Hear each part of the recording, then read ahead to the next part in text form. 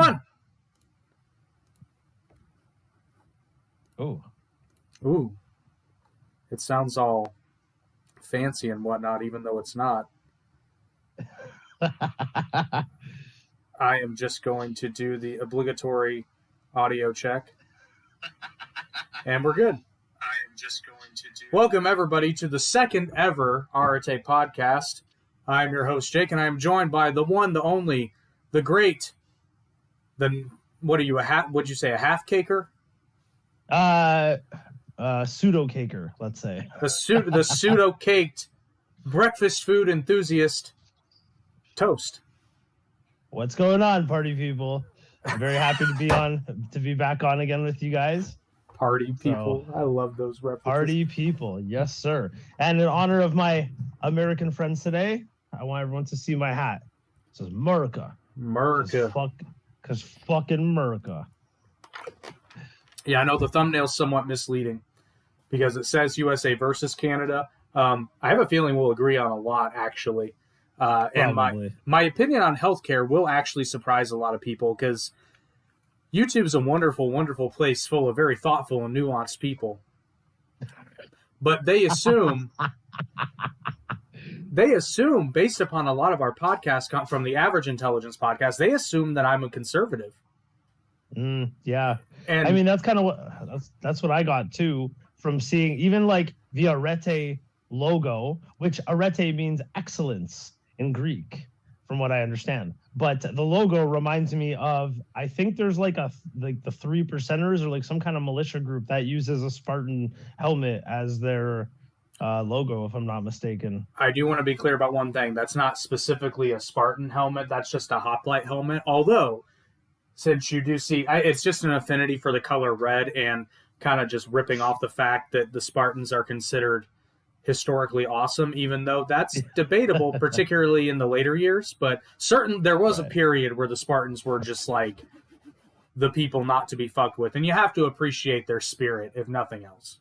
Oh, absolutely, absolutely. Well, back in those days too, I think the measure of a man was a lot more manly, to be totally honest. Like, you had to be a fucking warrior, and you had to kill people. And really, like, I know it's not nice to kill people. Let's be clear about that, right? Violence is not a good thing. But in order to appreciate peace, you must have violence. Well, that's the duality of man. In order to appreciate light, you must have darkness, right? Because if you don't have that contrast, then the other thing ceases to exist. Well, it's like Jordan Peterson says in many, many variations and forms, an ideal man should be someone who is capable of extreme violence, but has it under voluntary control. Who's capable of being a monster, but chooses not to. Yeah, but that's the crux of it, is chooses not to. And I have this thought all the time because I agree with that sentiment for sure. But I think the ultimate goal of that is, you have the capability of being a monster so that you never have to, because it's a deterrent more than anything. But I often think of this too, and I see it a lot in like the red pill spaces and the manosphere spaces. A lot of these guys are talking about that. And it's like, there's a handful that have actually like done legit combat sports, have done, certain types of training and all that. But most of these guys are just talking out their ass because it's like, listen, we live in the 21st century. Most of us are never going to have to go through even a fraction of the hardships that even our grandparents went through. So, it's great to talk, but until you have the opportunity, you don't really know. And I think about that a lot, which I think, I like to think that's the ultimate sign of somebody who might rise to the occasion if the need ever arose, is like, because what is that? The greatest leaders in all of history are those that never sought it. The people that have most responsibly used power are the people that didn't want it. Yeah. Generally speaking. But the truth of it is, compared to even my grandfather's generation, I mean, I'm probably a giant wuss. But by today's standards, I mean, this sounds like I'm blowing smoke up my own ass, but I'm not, because I've literally been told this. Like, the reaction you will get from not all women, but a lot of women in the modern dating scene, if you just act even remotely traditionally masculine. Like, if you regularly go pick up heavy shit, and if you regularly, you don't even have to train in a combat sport, but it helps. Like, if you train in any sort of martial art that's not like one of the frilly bullshitto ones. Are you talking about Steven Seagal? Sorry, continue. Oh no, you said bullshito. Bullshito. So I assumed you're talking about Steven Seagal. You know, Jack. I don't know. So like, there's this guy called Jack Donovan who I guess he's like an ultra masculinist. He has a fucking fantastic essay. It's called "Violence is the Gold Standard," and really though, it's absolutely true because even in today's modern society, you know. Like, at least here in Canada, you're not allowed to enact violence on yourself, but you call bigger, stronger men to enact violence on your behalf. And really, violence is the ultimate standard in deciding anything, okay? Facts and logic and, you know, let's pretend math, okay? You say 2 + 2 = 4, and I say 2 + 2 = 5. Obviously, you're correct. But if I beat the snot out of you, if I kill you, it doesn't matter if you're right or wrong. Well, maybe. At the end of the day.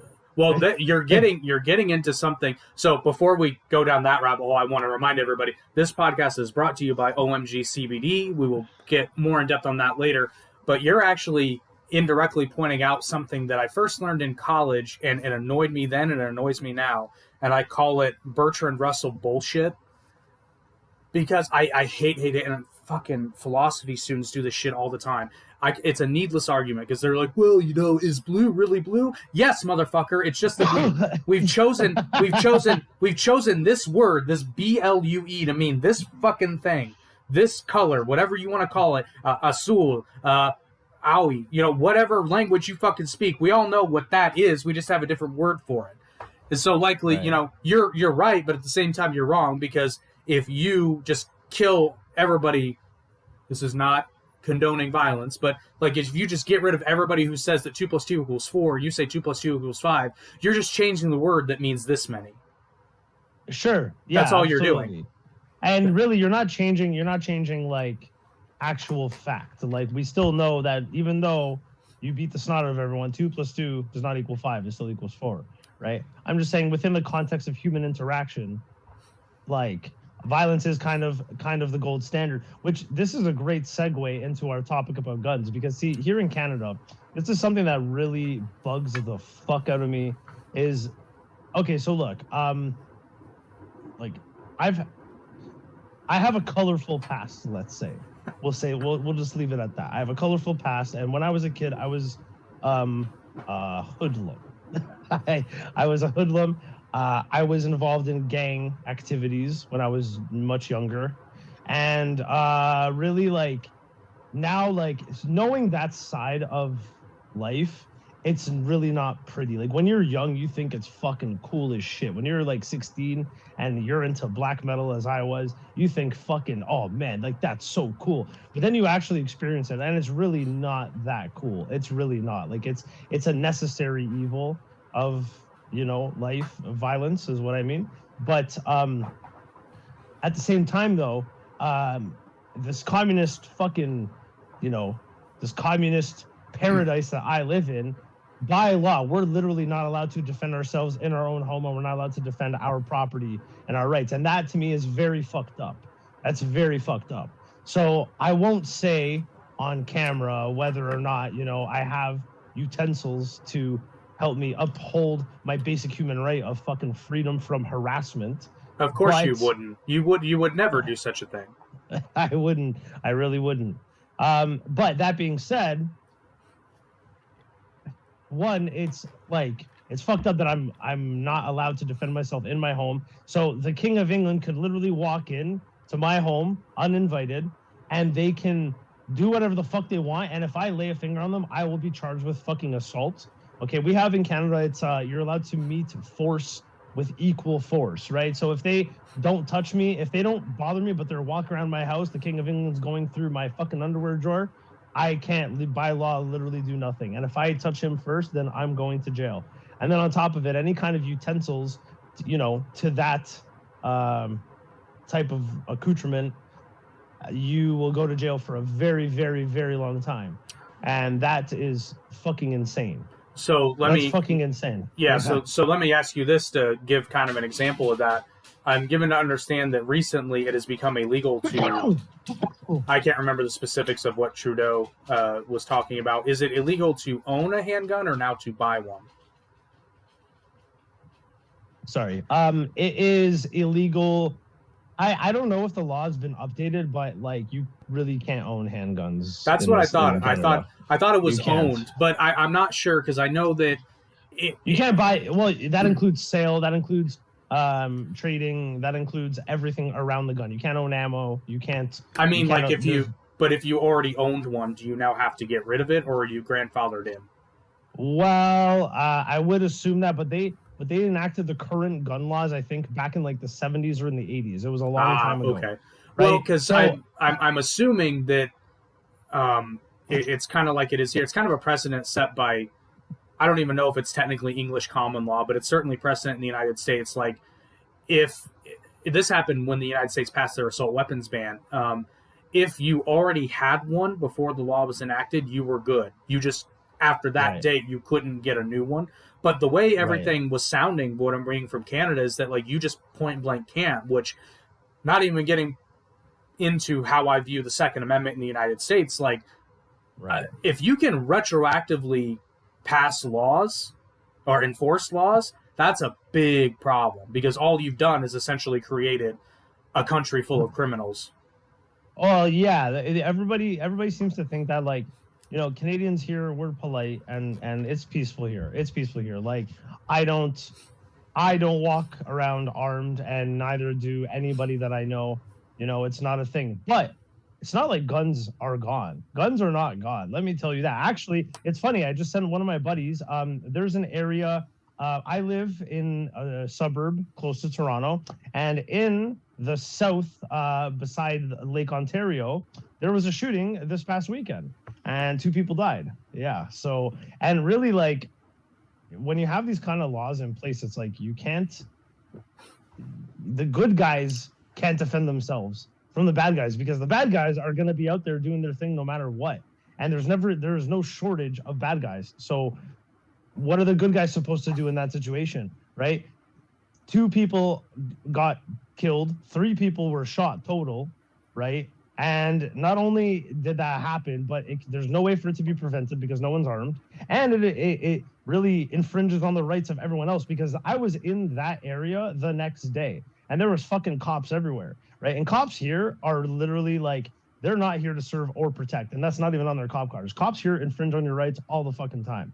I am not a fan of the police. I'm not anti-police. Police are a necessary evil again. But cops here, specifically in the area where I live, are dickheads. They're dickheads. And a lot of times, too, because of the fact that not a lot of crime happens, they get bored. And the term fishing expedition is a thing regularly used by the police here. So they have nothing going on, and they will go out and they just find reasons to pull you over there or whatever. Well, I mean, driving is actually, it's not a right, it's a responsibility, right? So they use that as a cover to infringe on your rights, to go through your stuff, to ask you where you're going, this, that, and the other. See, and that kills me. So wait a minute. Can a cop in Canada? Can a cop just search your car without a warrant? No. Okay. So we have we don't have obviously the amendments or the Constitution. We don't have. That's right. That's the one. We don't have that here. Love it. I love it too. I wish we had it here too, but no, we don't have that. We have the Canadian Charter of Rights and Freedoms, right? So because of my colorful background, I am very familiar with the Charter of Rights and Freedoms as it pertains to search and seizure. I know that shit like the back of my ass. So as Canadians, we're free we have the right to freedom from unreasonable detainment and unreasonable search and seizure, right? But cops are sneaky. So what they'll do is like, okay, first you're driving, they pull you over, right? And they can literally find any fucking reason to pull you over, even if they just pull you over, because they can just say you're driving fucked up, right? And that's a legitimate reason that will hold up in court, okay? Because again, driving is not a right, it's a responsibility. Now your car, I think it's the same, maybe it's the same where you are, but like your vehicle is not considered like your home, but your glove compartment and your trunk are if they're locked. Okay, so you would need a warrant. But then cops will do something like, oh, hey, mind if I take a look? Or they'll phrase it in a specific way that if you're not familiar with the laws, right, you just say, hey, yeah, sure, because cops also tend to be very intimidating here. You say, yeah, and then by you saying yes, you've given them consent to search everything without a warrant, right? So you've essentially described it, how it happens here, except here we're protected by the Fourth Amendment, which does apply.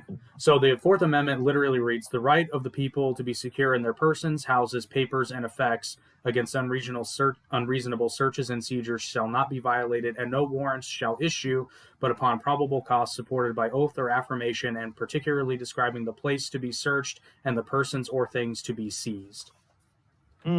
See, yours sounds like it's a lot more specifically worded too. Ours is literally for the right to freedom from unreasonable search and seizure, and that's it. Like, that's the wording. So one of the things I absolutely love about the United States Constitution is when the founders were writing this thing, when they were drafting it up, I mean, they had arguments over sentences because of how like wordings, how precise, and like even the Second Amendment went through several drafts, and one of which was simply which one goes first, which sentence goes first, because they knew the order of words. Probably. Yeah, but because they knew that, and all of them had experience in English common law and knew the pitfalls of having that ambiguous of a system. So I mean, they made it very, very concise and very clear in most cases. Now, there's some kerfuffle about the Second Amendment, which, I mean, I question why they put one of those sentences in there in the first place. But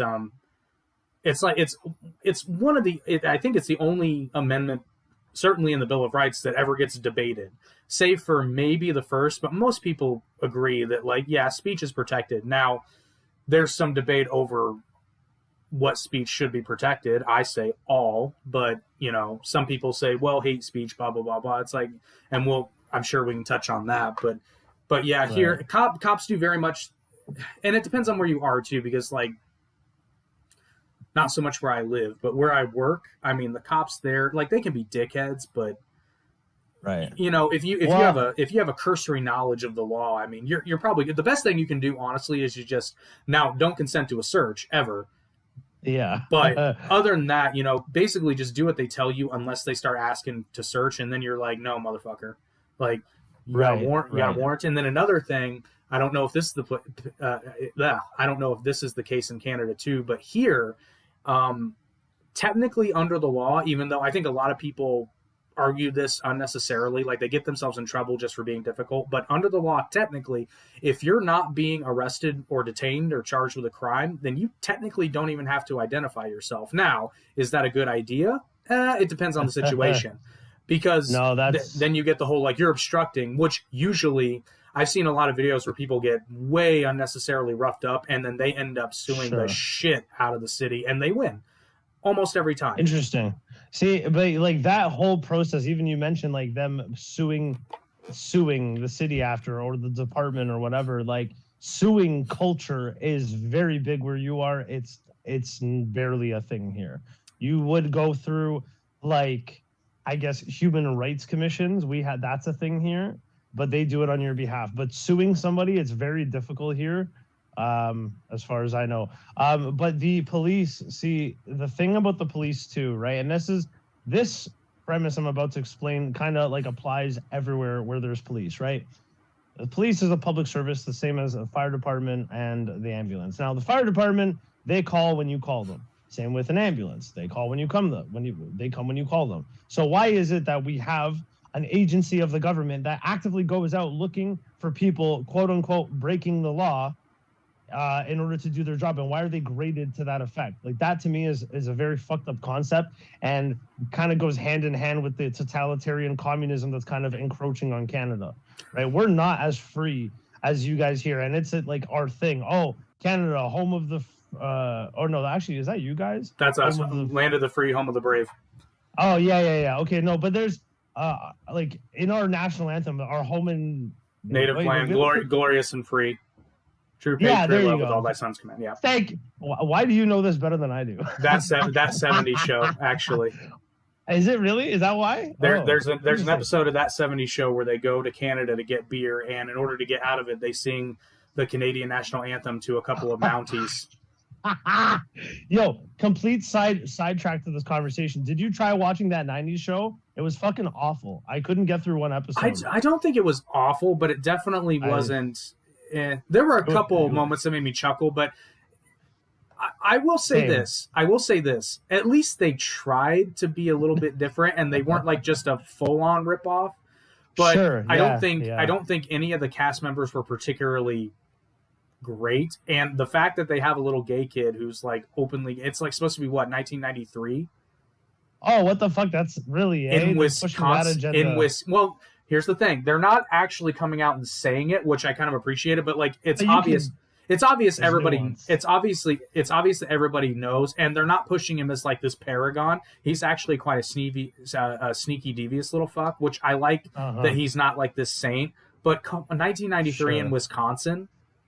Oh yeah, that's like straight that was like straight conservative. Yeah. I don't think they were that accepting of that in that particular rural type communities. Yeah, I mean maybe, but you're seriously trying to tell me that Red Foreman, which he obviously can't know, but like you're telling me you're telling me that Red Foreman would allow a little gay kid to prance around his house all the time when he had a big enough problem with Fez.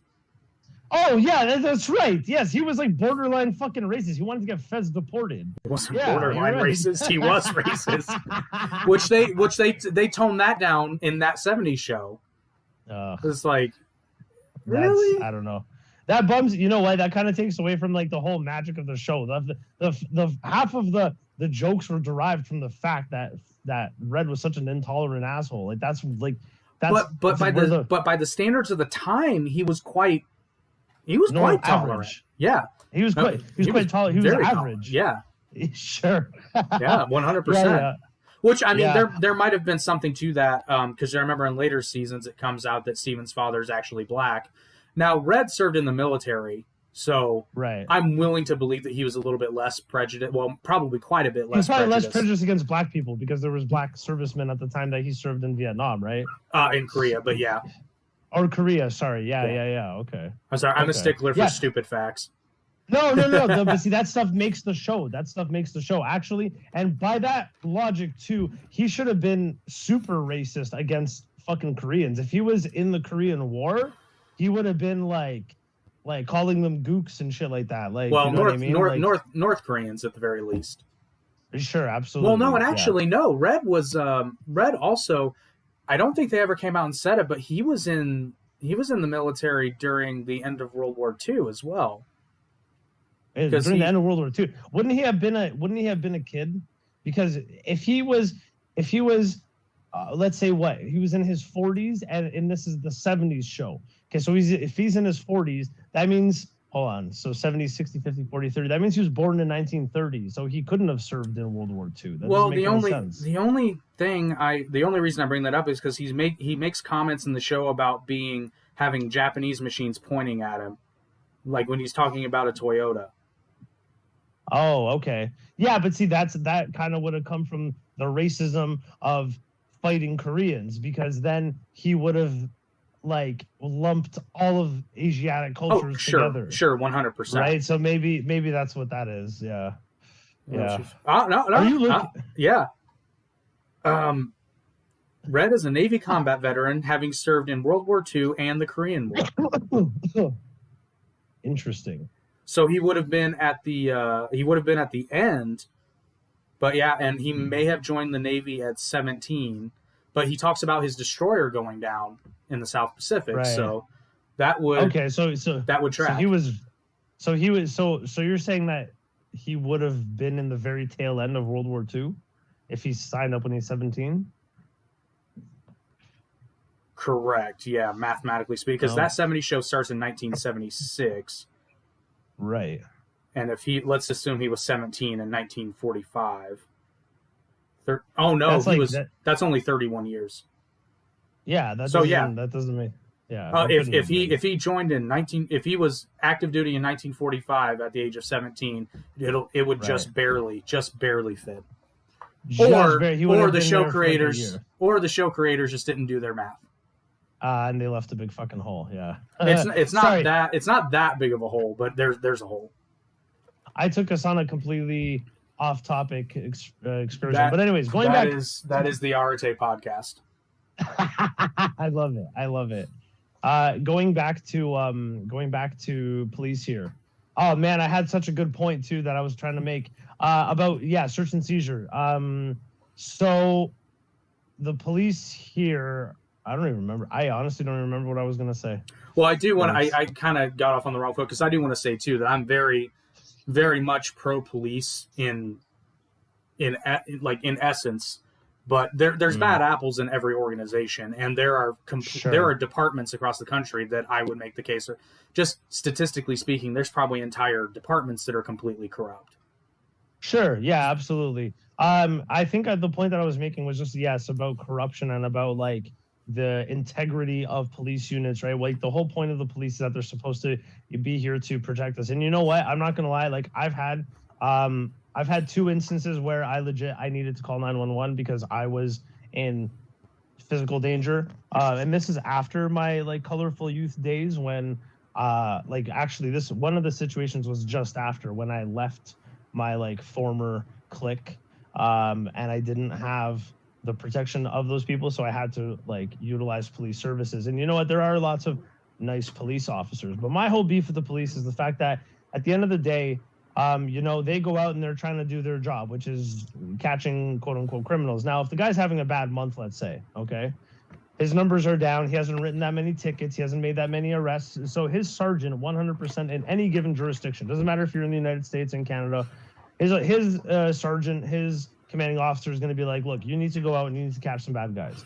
And for me here, like, every small interaction with any interaction with a police officer, for them at the end of the day, they get to go home no matter what. But you may not get to go home, right? This kind of ties into my whole spiel about drugs and mental illness, right? Canada's kind of at the forefront right now of like legalizing drugs, and eventually, very soon, all drugs will be legal here in Canada. Like in British Columbia, they've already decriminalized all Schedule 1 drugs. So here, Schedule 1 means like heroin, cocaine, and then other schedules. So like, MDMA, whatever. Now I watched a documentary. This has been a couple of years ago. There was and I cannot remember for the name of me what the city was, but they not only, I don't want to say legalized, they decriminalized heroin. And they set up these centers where people could actually go. They were twofold. They could go there. Safe injection centers. Yes, but then but then they also had resources to get clean at these centers. But I can't remember what city that was. Are you sure? Are you sure you're thinking of Canada, or maybe you're thinking of Portugal? I know it happened in Portugal too, but the documentary I was watching specifically cited a city in Canada. Okay, so it's probably Vancouver.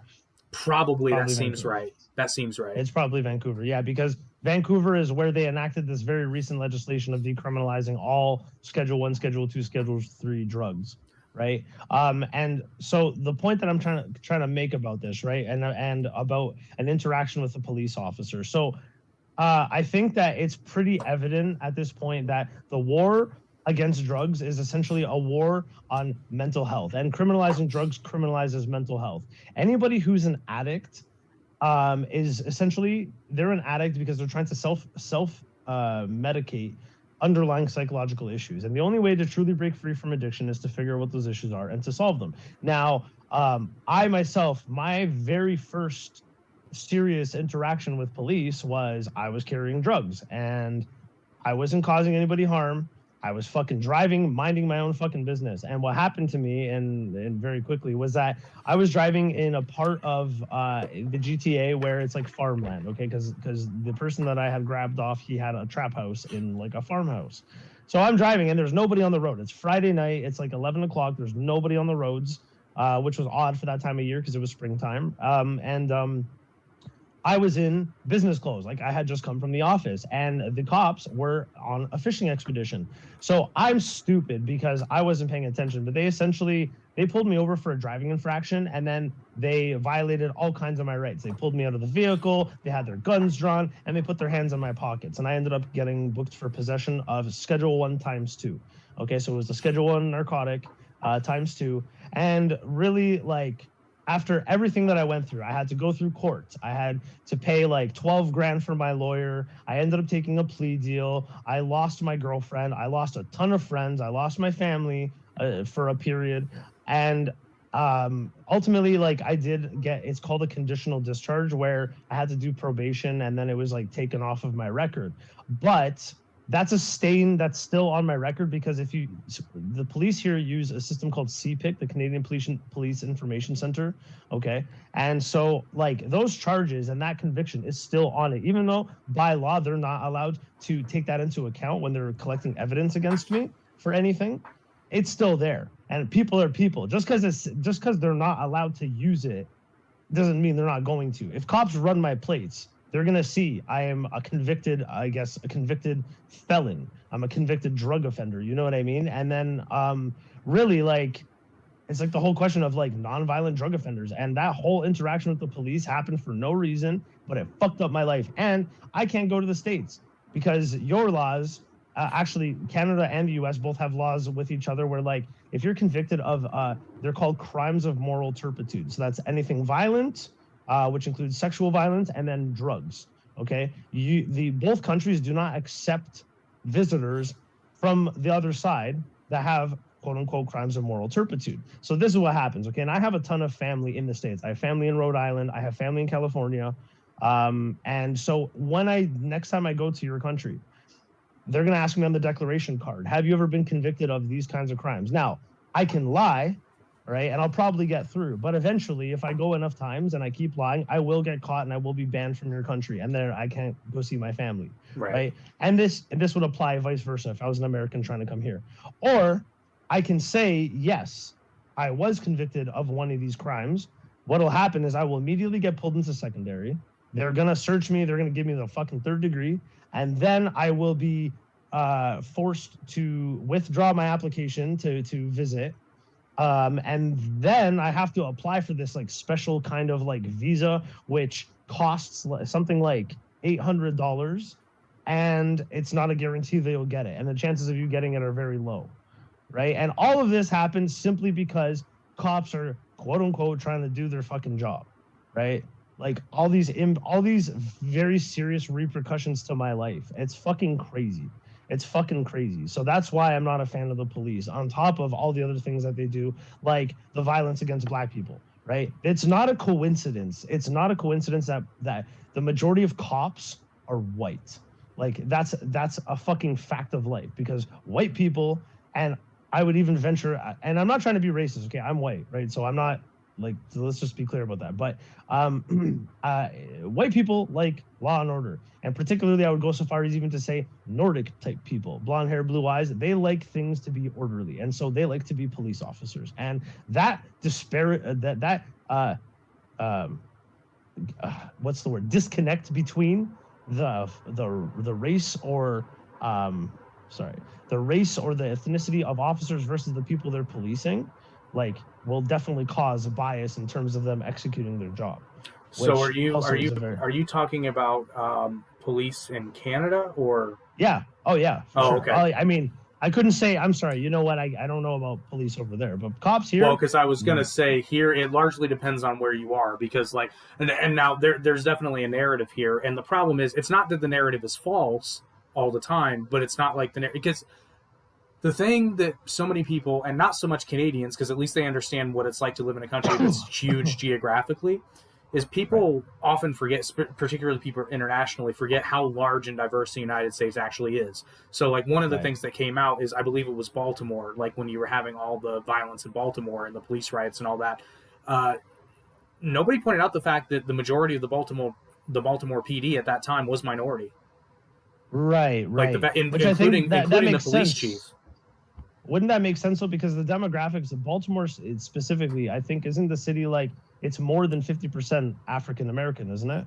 As far as I know, yes. I don't want to quote statistics because I don't know, but I've heard multiple credible sources talk about and again, it's one of those things where it's like, it's not wrong, because yes, there is going to be some cultural diversity between people of different races. It's a fact. It is what it is. Right. And so right, Right. the blue-eyed, blonde-haired, wie du like water. It's the Germans. Now see, I'm like lower German. Are you actually? Du sprechen Deutsch? Kleine. Ich spreche ein bisschen Deutsch. Ich bin lerner Deutsch. Yeah. Never formally trained, but Yeah. I listen, honestly, just speaking of Germans in particular, their music scene is fucking awesome. There are so many good bands that are German. I speak German, or I started learning German because, well, one of the reasons is because there's just so many fucking German bands that I love. Like, I love German music. I don't know why. They're just really good at it. And they're good at a lot of particular different genres. New metal or metal in general, fucking awesome. German rap. Have you ever heard German rap? It's so fucking good. No, but I'm telling you what though, German rap and Spanish rap is fucking cheating. Why is it cheating? Because so many more words rhyme in German and Spanish than English. It's easier. Oh, you know, that's interesting you mentioned that. So the lexicon of English is 50% Latin, 40% Germanic, and 10% other. Right, but there's actually a way to Germanicize English, to take out all the like Latin-based words. I was just watching a video about this. I would actually counter that with, it depends on if you're talking about the entire language, probably, but conversational English is much more Germanic. Maybe. Well, okay, regular everyday speech. Well, let's take a word like umbrella, right? That comes from the Latin umbrella, and sure. You can. The way to Germanicize that would be like the Germanicized word would be a rain shade. Right. Yeah. No, but umbrella is not a good example, but I mean like the fact. Okay, sure. The verb con. Okay. The word for dog, which in German is Hund, but English has hound. Yeah. English has hound. Right, you know. There's a very, very common misconception with people, and it's one of the reasons why it's hard for a lot of people to learn English, because they assume that it's a Romance language, and it's not. It is a Germanic language. No, it's not. The Romance languages is Portuguese, Spanish, French, Italian, and Romanian. Yep, that's right. And Romanian's an odd one because the Romanian is also like mixed with like a little bit of Slavic influences, but it's still like the majority of the words are based in Latin. Yeah. What I absolutely love, I nerd out so much on this shit, is the fact that if you know your history, particularly history of the Roman Empire, and you see how the languages were dispersed, it's fucking fascinating, because like you would think that Gaul would be the closest to ancient Latin. It's not, because there were so many Germanic tribes. Now Gaulish, but there were so many Germanic tribes mixed in, and that border on the Rhine was arbitrarily placed there by Rome. Sure. Like there were Germanic tribes in the main part of Gaul for sure. And interestingly enough, those names would later, there's a reason why, and even in the Romance languages, there are so many names for Germany. Like in French, it's Allemand. Portuguese, it's Allemand. It's actually all the same. It's all the same. Oh, I'm sorry. All the Romance languages, but yes. But then you have other languages that I can't remember what it is in like Danish and some of the other like ancient Nordic, Scandinavian languages, but totally different names. Sure. And these are all derived. These are all derived from ancient Germanic tribes. But the Alaman tribe was on the Alemanni. Thank you. Were on the western side of the Rhine. Yeah. By the way, this is like my fucking favorite shit ever. Pre-Christian European history. That's my shit, bro. Like that's my shit. But actually, see, here's the thing though. Okay, the area, like the province of Gaul, was like obviously populated by a lot of different tribes, and Gaulish was a mix of a Proto-Indo-European language mixed with Celtic, right? Mm-hmm. So Gaulish itself, and then later on because once they became a Roman province, it started taking influences from Latin. Yeah. Right. So like really essentially the Gaulish language like lost pretty much all of its like Proto-Indo-European influence, or even a lot of its Celtic influence, because of its because of its being conquered by the Roman Empire. Mhm. Right? It's the same. And actually too, and a very, very important point about that is the majority of the cultures in Western Europe, and actually the majority of the cultures in Europe, all lost their connection to Indo-Europeans because of Christianity. See, Christianity was the poison that swept through Europe, and the Christians, what they used to do was they would go and they would burn down the pagan holy places, right? They would destroy the artifacts and they would make them Christian. And then the languages, they would make them speak Latin or whatever. And so if you notice, like the reason that like pagans, right? European pagans, the reason that most of them take their ideas and their philosophies and their literal practices from like the Scandinavians and the Nordics was simply because of Christianity. Like those places were too far north for the Christians to have much effect in destroying the pagan culture. Mm-hmm. Right? When you look at Southern Europe and like Portugal, right, there's almost no trace of those Proto-Indo-Europeans because of the fact that Christianity was so thorough in removing that pagan influence. Well, you have that, and then plus you have the fact that the province of Hispania was one of the earliest conquests of the Roman Empire for that. That's right, it area. was. That's right, it was. Well, yeah, because of all the important ports and like the Atlantic routes to get to the British Isles was where Portugal was, Mm-hmm. right. So, yeah, which is also why Portugal was so great at conquering the world, because we had all those sea routes. The Portuguese were quite kind of unjustly dismissed historically in lieu of the Spanish Empire. But what you were talking about, though, one interesting area where that didn't happen, or at least not as much, actually hardly at all, comparatively speaking, is Ireland. Ireland did have Christianity for sure, but it kept a lot of its pagan iconography, and they kind of integrated it into, which is where you have symbols like the Celtic cross, those kinds of things, and the fact that it was actually the British Empire, which would come along much, much later, that tried to snuff out the Irish Gaelic language, and it is still, thankfully, it is still being preserved and taught in Irish schools.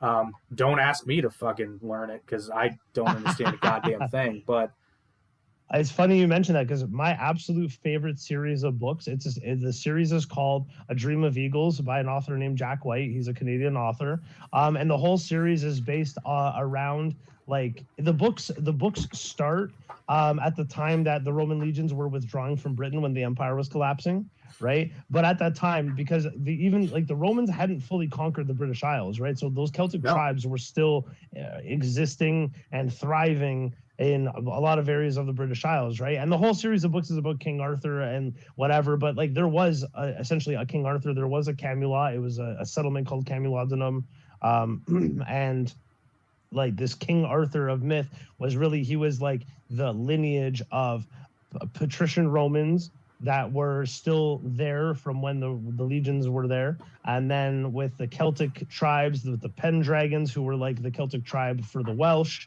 and yeah, he was basically the sum of all these different tribes, and then he was the one who like essentially united them into one like common I guess nation state, I suppose.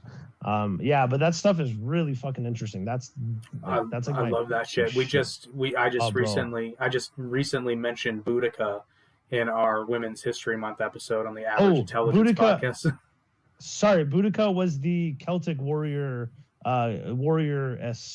she was like a tribe leader, but then she was a chieftain. She was chieftain's wife, but her husband died. Right. I cannot remember for the life of me the tribe. But then also shout out to the Scots, because listen, your people and culture always have a degree of badassery when the border of what would become your independent country is marked by a Roman general or a Roman emperor saying "fuck this shit" and building a goddamn wall. yeah, Hadrian's Wall. Yeah. That's so interesting. Nope. That's everything north of here. Fuck it. Forget it. They paint themselves blue and throw themselves at us naked. Fuck that shit. I was just gonna say the Picts. She was not a chieftainess of the Picts. She was not a Pict. No. Because the Picts were like the Proto-Indo-European people of Scotland, that were not Celtic, if I'm correct. I believe they were a Celtic tribe, but I can't. But they're the ones who are probably best known historically for what I call the Braveheart attire. Which, first of all, Braveheart's not accurate at all. No, it's not. But it's a great movie. It's fucking wonderful. But 14th century Scotsmen would not have been painting themselves blue. That would have been horribly, horribly pagan of them. That would have been but that would have been pre, not 1400s. Like that was medieval times. Like the Picts were around in like the 600-700s. If they were fighting Romans, absolutely, but not the English. The Picts. Oh, that's right. Yeah. See. Yeah, but also too, I guess like that blue paint could have been a Pictish custom that survived for centuries after. It didn't though, and the fact of the matter is, in 14th century Scotland, they would have been wearing fucking armor. Maybe some of the Highlanders might have had like some leather armor, but they wouldn't have been wearing fucking nothing, and they definitely would not have been taking part in a pagan ritual like that. Every true historian I've ever heard or read on the matter all agrees that would not have. Now, does it look awesome in the movie? Fuck yeah. Yes. That's true. That's very true. But I'm also wondering why they had the Battle of Stirling Bridge without the fucking bridge. Without the fucking bridge. Actually, and see, what's really interesting about like pre-Christian European pagan cultures is like, okay, you mentioned the no armor, right? But I think that might be like a concept that was parallel to Viking berserkers, right? And like there was a lot of pre-Christian pagan religions where they genuinely wanted to die in battle. Like that was like their dream. See, like, here's the thing. Here's the thing about the damn Viking berserkers though, because here's the problem with ancient Nordic cultures is the fact that a lot of information we have on them is based upon what they wrote down.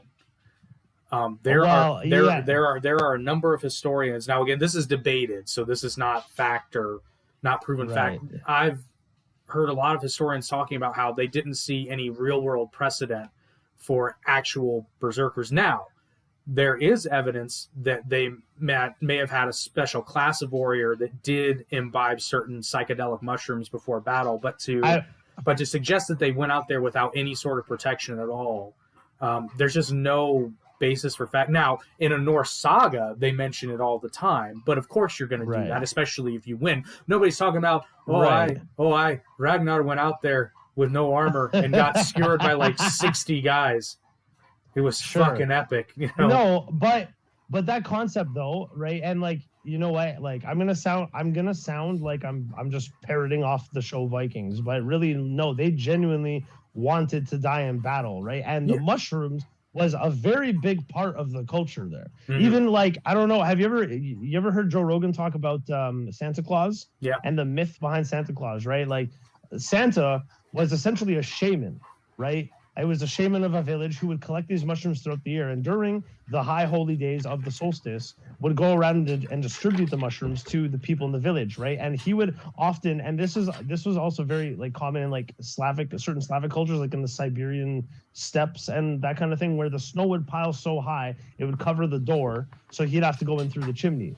Right, and that's where like the whole legend of Santa came from. And then the particular strain of mushrooms, I don't remember the name, but it's the red one, the classic red one with the white spots, right? And that's like the common mushroom. That's the common mushroom in. Oh man, sorry, I was doing this on my phone. Let me just put this on Do Not Disturb. My apologies. You're good. Oh man, what is the name of that mushroom? The red one with the white spots. But that was like, that was a very common part of their culture. Why am I getting notifications still? That was a common part of their culture. And then they would eat them like regularly as part of shamanistic rituals, or like, the high holy days or whatever it was. And like, even that prevalence of like eating mushrooms and going to battle, that was a thing in other parts of Europe too. Like in Southern Europe, in Portugal, right, we were a tribe known as the Lusitanians. And the Lusitanians were prized by the Roman legions as like the most feared warriors because they also didn't wear armor. And they chose not to wear armor because then they could ride horse. They can ride horses because the Lusitano, the breed of horse called a Lusitano, it's not like a very big horse, but it's very fast, right? So they purposely did not wear armor so they could be quick. And they would take mushrooms as well and just go into battle like that. And also, a side note, the Lusitanians, the way that they would divine the future was they would like cut somebody's abdomen open, and then the way that their guts spilled out, they would tell the future from that. I mean, that'll tell you everything you need to know. You did touch on something though, and I want it's because I'm sure you understand this too, being a history nerd, because I can tell right away that you are also.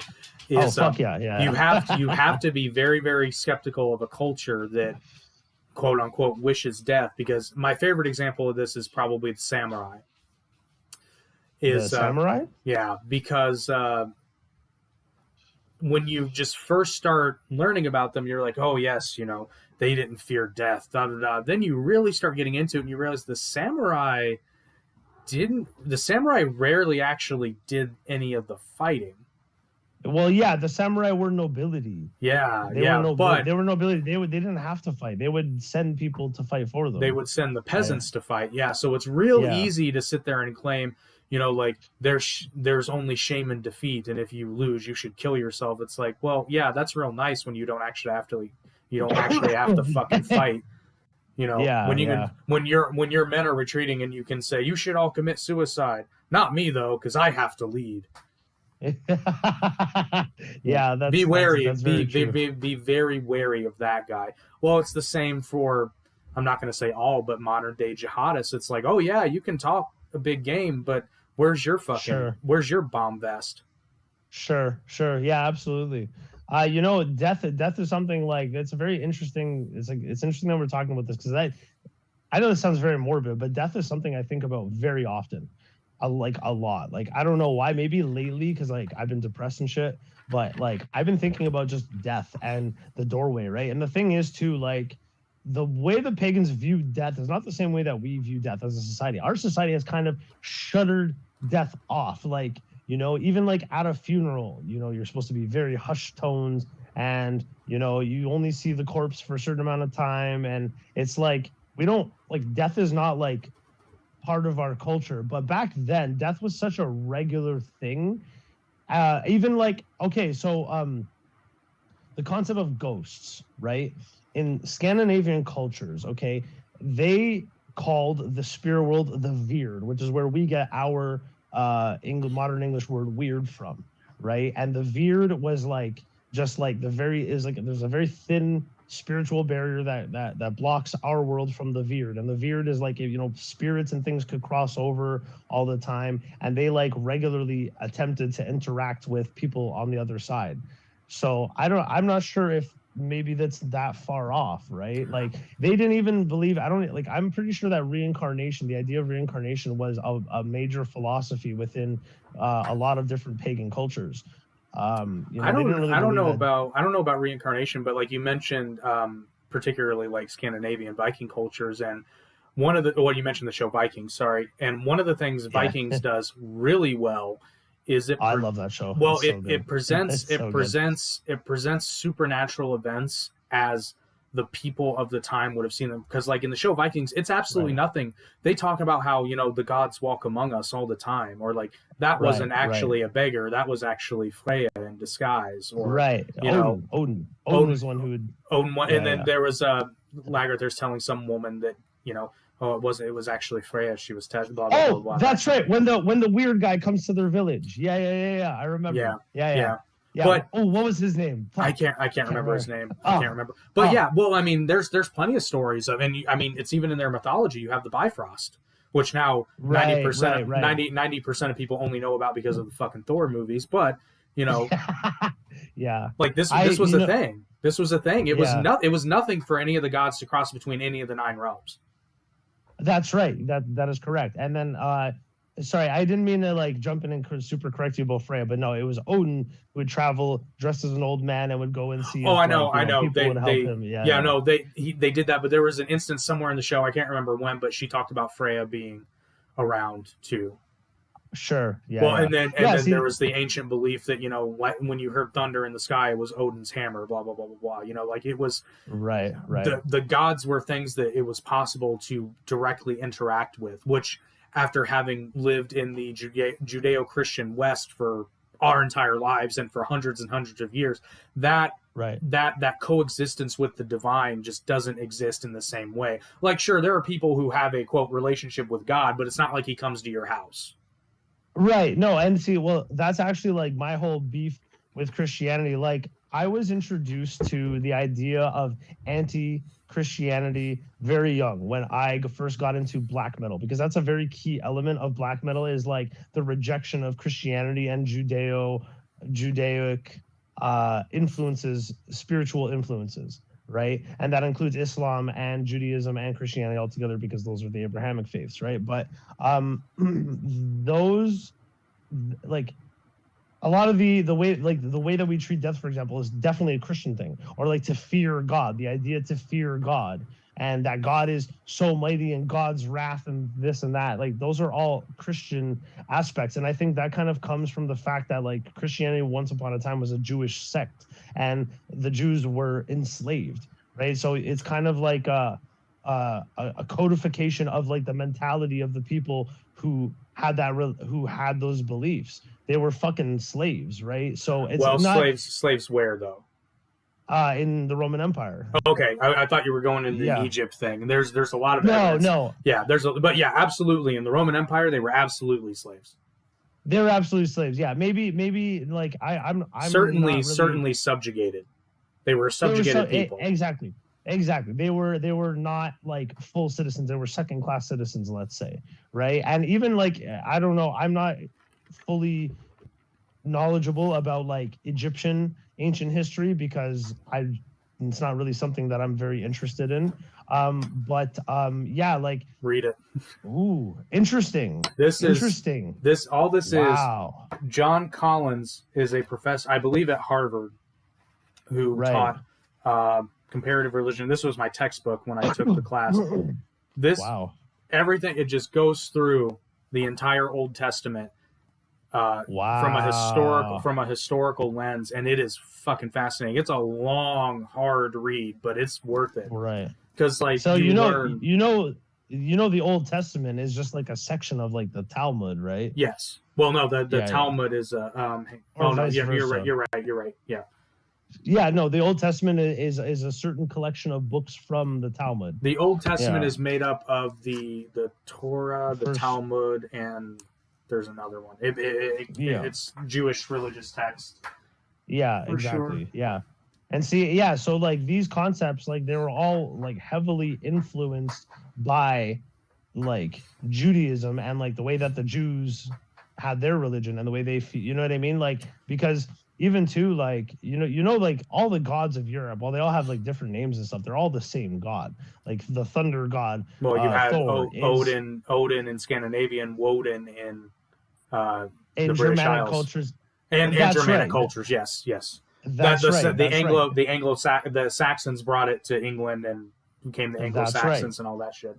The thunder god Thor is Perun in like Poland, is Donar in the British Isles, is fucking Jupiter and Zeus in Southern Europe, right? These gods, they're all the same gods of Europe, right? And so I don't know, like I personally, and this might be a hot take, but I personally think that the most, I'm not really even very pro-religion, but I think the healthiest religion that makes the most sense is the one that your like people developed on their own. That might be a hot take, though. I don't know. But what you get into inevitably, and I went through this because when I had my crisis of faith, my logic was, well, I'll just go back as far as I possibly can, and because going back in history is probably the closest to being inaccurate. And then I finally got back to like pure speculation because there's very little archaeological evidence, but like you get into like proto-human shamanistic culture beliefs and rituals, and it's like, that's how I became an atheist. It's like, this is all fucking nuts, but it's all connected. Everybody steals from everybody else. Like you can trade, there's a direct line, and it's not that scattered between, Zoroastrianism and modern day Christianity. I mean, and Zoroastrianism still exists. Granted, it's a very huge minority, but right. I mean, even the concept of dualistic deities comes from Zoroastrianism, but that likely stemmed from some, remote tribal belief and some ancient concept from probably the Indus River Valley. I was just gonna say Zoroastrianism is an Indo-Aryan religion, right? Yes, it is. As are the pagan religions of Europe, right? So the religious concepts are gonna be the same. Even like if you look at like the Hindu Vedas, there's a lot of concepts that are very, very similar to European paganism as well, right? Question for you: you said you're German by ethnicity? Mm-hmm. Were you raised, I guess, Protestant? Is that like big time? Yeah. Okay. This is how German we are.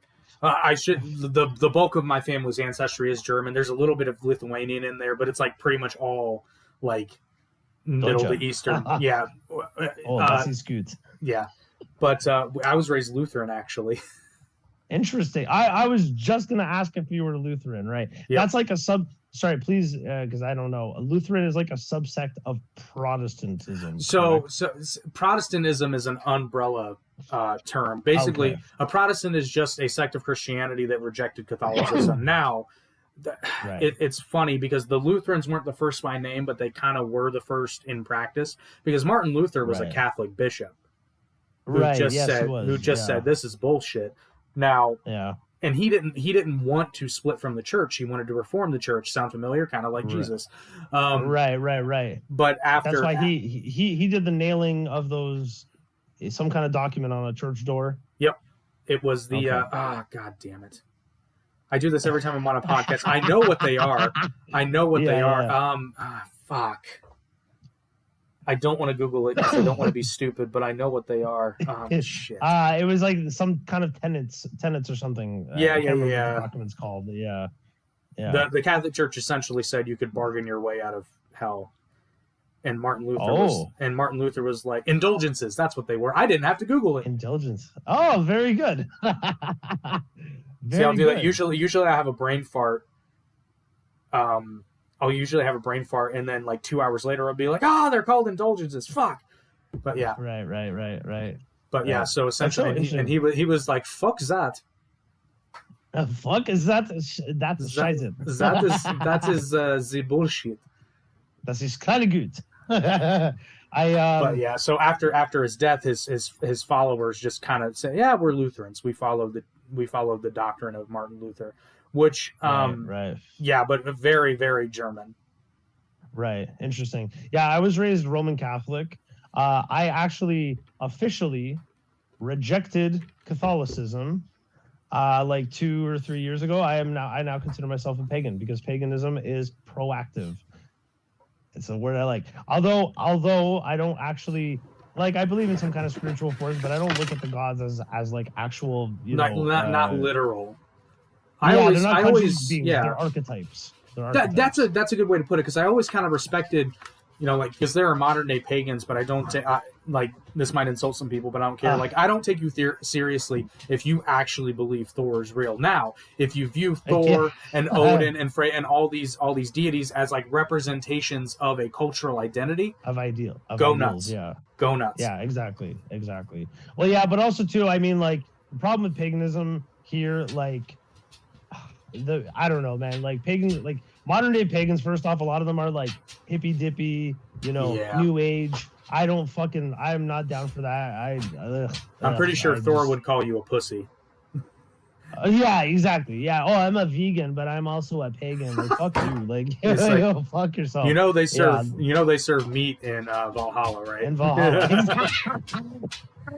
Could you imagine? Could you imagine a dude showing up in Valhalla and they're being like, "Would you like some meat?" And he's like, "No, thank you. I'll have chickpeas." Do you guys have a vegan menu? He's like, "Fata chickpeas. Kill him. You'll respawn immediately, but kill him." You'll respawn as a fucking slug. That's so funny. There's definitely a fucking comedy bit there. I've been thinking about doing stand up. There's a bit there for sure. That'd be great. That'd be awesome. My friend, one of my friends offered me a half ball of cocaine to go on stage at Yuck Yucks on comedy night, because I have a couple bits. I have a bit about cakers. Yeah, he's like, yeah, if you go on stage, he's like, I'll give you free drugs. I'm like, okay. If you do, put that shit on YouTube. Oh, yeah, maybe I should. I need to get a camera. But this is a good opportunity to plug my new show. Dude, cell phones you already got one of those, man. I cannot stress to you enough, like we were talking about this shortly before we came on the air. Listen, first of all, if anybody out there wants to start a podcast but doesn't know where to start, fucking get a hold of me somehow. We'll walk you through it. This is the guy. Toast and I have had many conversations, but like the best advice I can give anybody that wants to start a podcast is just fucking do it. You'll figure out the rest. I promise. You'll figure out the rest. Yeah. Yeah. Well, I can certainly say that my American amigo here has given me the confidence and a lot of knowledge to start planning, and I'm in the process of writing my own podcast. You've got a hell of an idea, man. I don't know. I hope so. But somebody, I told one of my friends yesterday, and she's like, it's kids who eat fucking breakfast cereal, right? Fuck you. I love cereal. I love cereal too. Yes. And I'm fucking kids, man. Tricks are not just for kids. They're for whoever. Fuck no. Okay. And I think we can all, especially us millennial men who fucking play retro games and shit and who like cartoons, because all I watch is cartoons and I love animation. I used to want to be an animator, but who doesn't connect with the magic of waking up on a Saturday morning, grabbing a bowl of your favorite cereal and watching fucking cartoons in your PJs? Kids like today. Well, yeah, that's true, actually. I do feel bad. I do feel really bad because like they'll never know the joy. They won't. Well, even too, because see, like here, like now it's like you don't have to get up at any particular time to watch your shows because everything is being streamed. Back in those days, you had to be up because this show's on at 9, this show's on at 9:30, whatever. And then also because your parents like usually want to watch TV too, so they want to watch their bullshit. And there's like, I don't know about other people, but my family was not rich, so we had one TV in the house. We all had to share, right? So like, you know what I mean? You would want to be up before your parents got up so you could watch all those fucking awesome cartoons. 90s cartoons, bro, you can't even compare to. Well, I was going to say, not only do you have the different format, but cartoons today are the shits. They're not good. You know what, though? There are some exceptions. There's always exceptions. There's always exceptions. Please tell me you watch Adventure Time. Nope, never seen it. Are you fucking crazy? Bro, Adventure Time is one of the most beautiful and well-written cartoons I've ever watched in my entire life, bro. I've watched all of them. Like there's probably like 9 seasons, I think, of Adventure Time. I've watched all of them multiple times. Bro, the show is funny, but sometimes it's cute, and sometimes it's like depressing, and sometimes it's philosophical, sometimes it's deep, sometimes it's like violent. It's, dude, I promise you, watch Adventure Time. You're gonna love it, bro. I can't get over the art style. But let me ask you this, and then we'll get back. We'll get back on topic. What's your most obscure '90s cartoon that like nobody knows but you fucking loved it? Oh, fuck. I don't know if I have anything like that obscure. Like when I was a kid, I loved Ninja Turtles. Well, fucking classic, dude. I still watch Ghostbusters. Dude, I still watch Ninja Turtles to this day, and I am not ashamed. What Ninja Turtles is running now? Like I watched. There's not a current. Well, actually, I take that back. I think there is a current series that's about to start now. The most recent one I thought was dog shit. Yeah, I know. See, like, you know what really bugs me about all these like reboots of all these shows is like they're not fucking nearly as well written as when they first came out. Even like, I loved Transformers, like the 80s Transformers, which I'm sure you remember, the animated show. And when I watched the like new Transformers movies, they're dog shit. Like the plot, it's all CGI. Yeah. They spent all their money on fucking CGI. There's no plot, and like they don't get into depth of like what's their planet called? Like what happened on their planet, and like oh shit, I know that too. What is? It's not Robotron. It's no. Fuck, what is their planet? I know what it is. It's escaping me too. I can't see, even this look is it up this because is I'm the on my part of phone. podcasts that nobody tells you about. When you do them live, like you'll have brain farts constantly. I know. Well, I'm not prepared. I'm sitting in a dirty ass garage. Well, because I wanted to be able to smoke. you can't really, you can only be quasi prepared when you're doing a live podcast. But Yeah, but I couldn't have a computer yeah. to. Well, yeah, but I will say this much though, like the Michael Bay Ninja Turtles movies are terrible.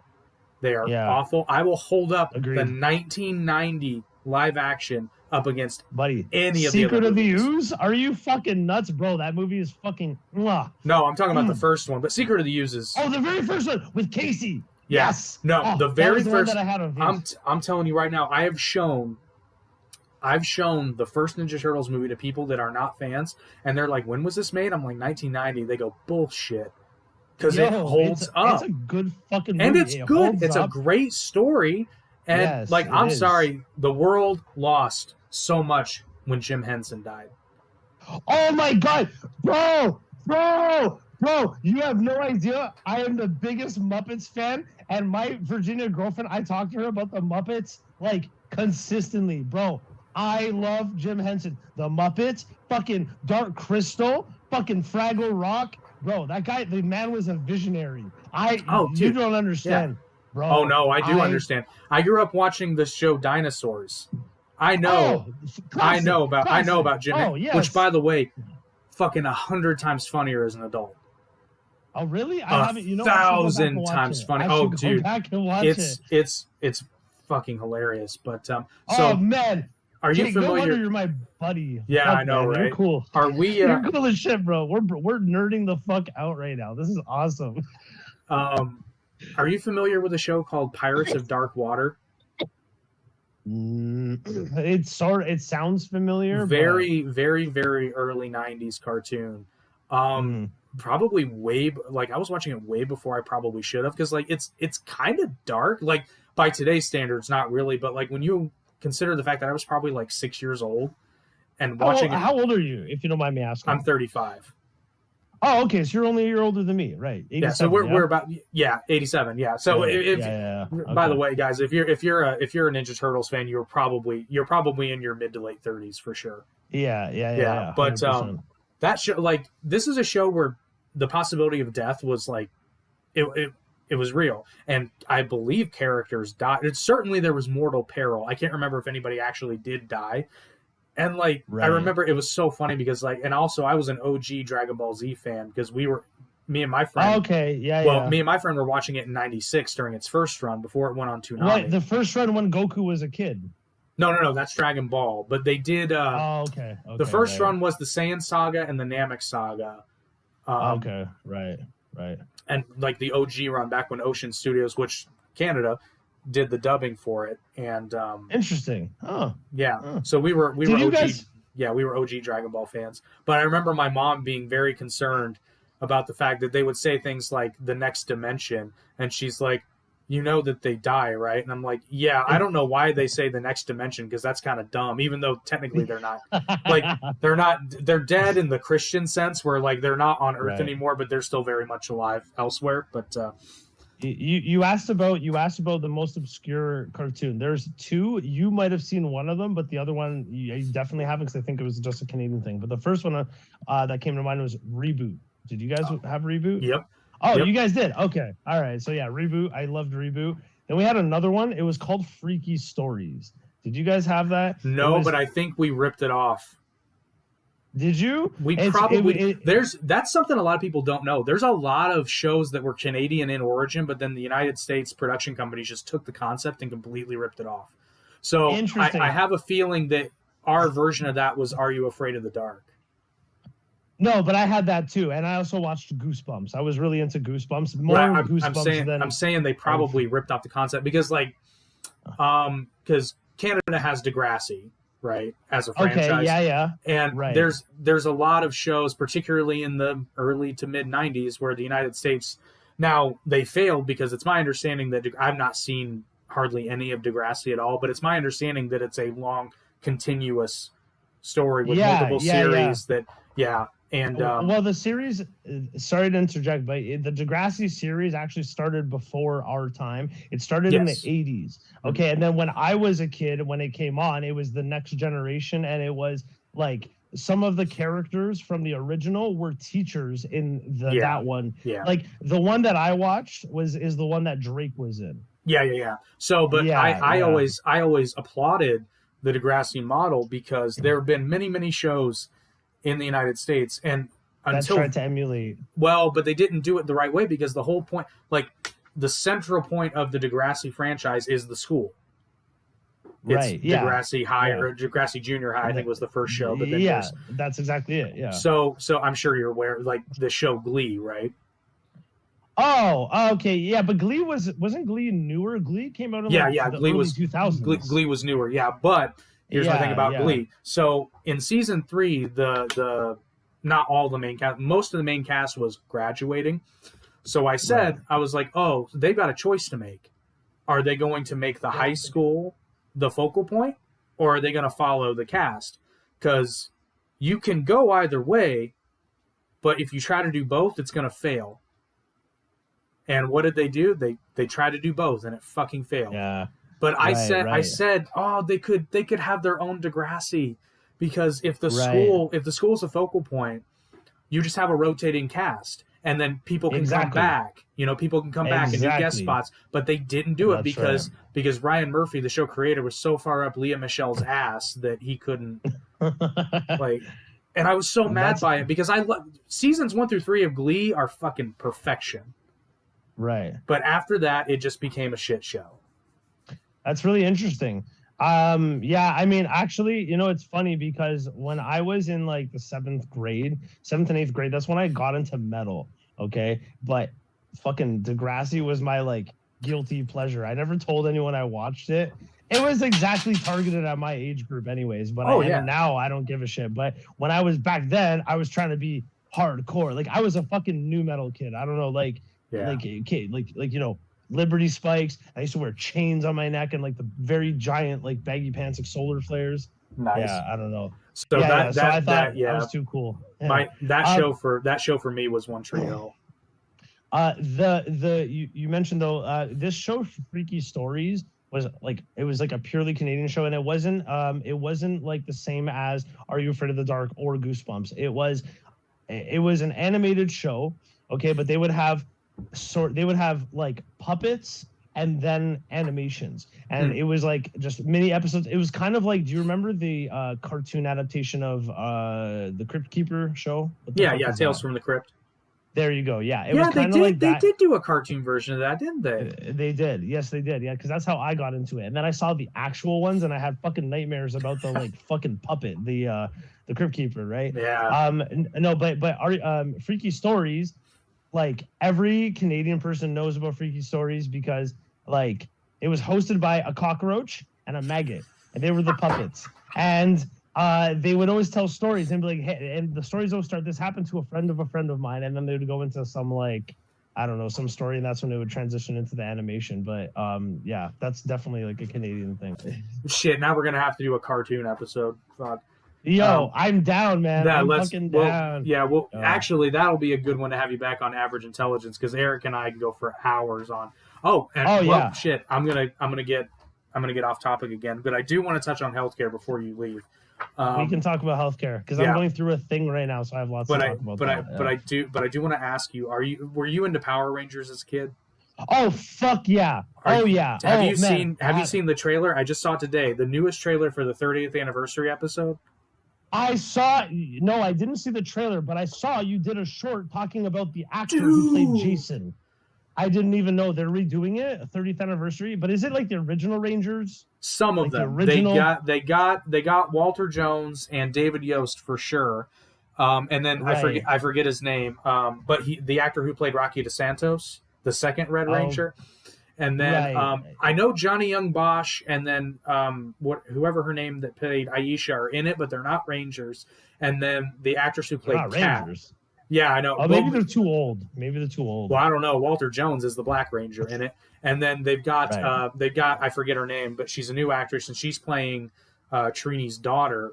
Now, whoa, the Green Ranger is in it, but obviously it's not Jason David Frank because unfortunately he passed away. I think he was going to be in it. Mm-hmm. But dude, I'm fucking stoked for this, and I never thought. Sorry, dude, did you say this is a show or it's a movie? It's a 30th anniversary special that's going to be on Netflix, and it's going. But I think awesome. I think it's gonna springboard or tie into their new series that Netflix is doing, Cosmic Fury, I think is called. Which I don't know, dude. I didn't watch any Power Rangers past like the original. Mighty Morphin. I got too old, but Mighty Morphin was my shit. My cousin had the SNES game. We had the fucking toy. Actually, my best friend Ryan, growing up, I became friends with him when we were 5. He's like my oldest friend. Between me and him, we had all the fucking toys. We could make the full Zord robot. We had the fucking gun. He bought the knife when they introduced Green Ranger. It was either Green or White Ranger, the one who had the knife that was like a whistle. Yeah, that's the Green. Yeah. There you go. He had that fucking thing. Oh, dude. I remember. Sorry, very off topic, but okay. So back when do you know what the Sky Dome is here in Toronto? Yeah.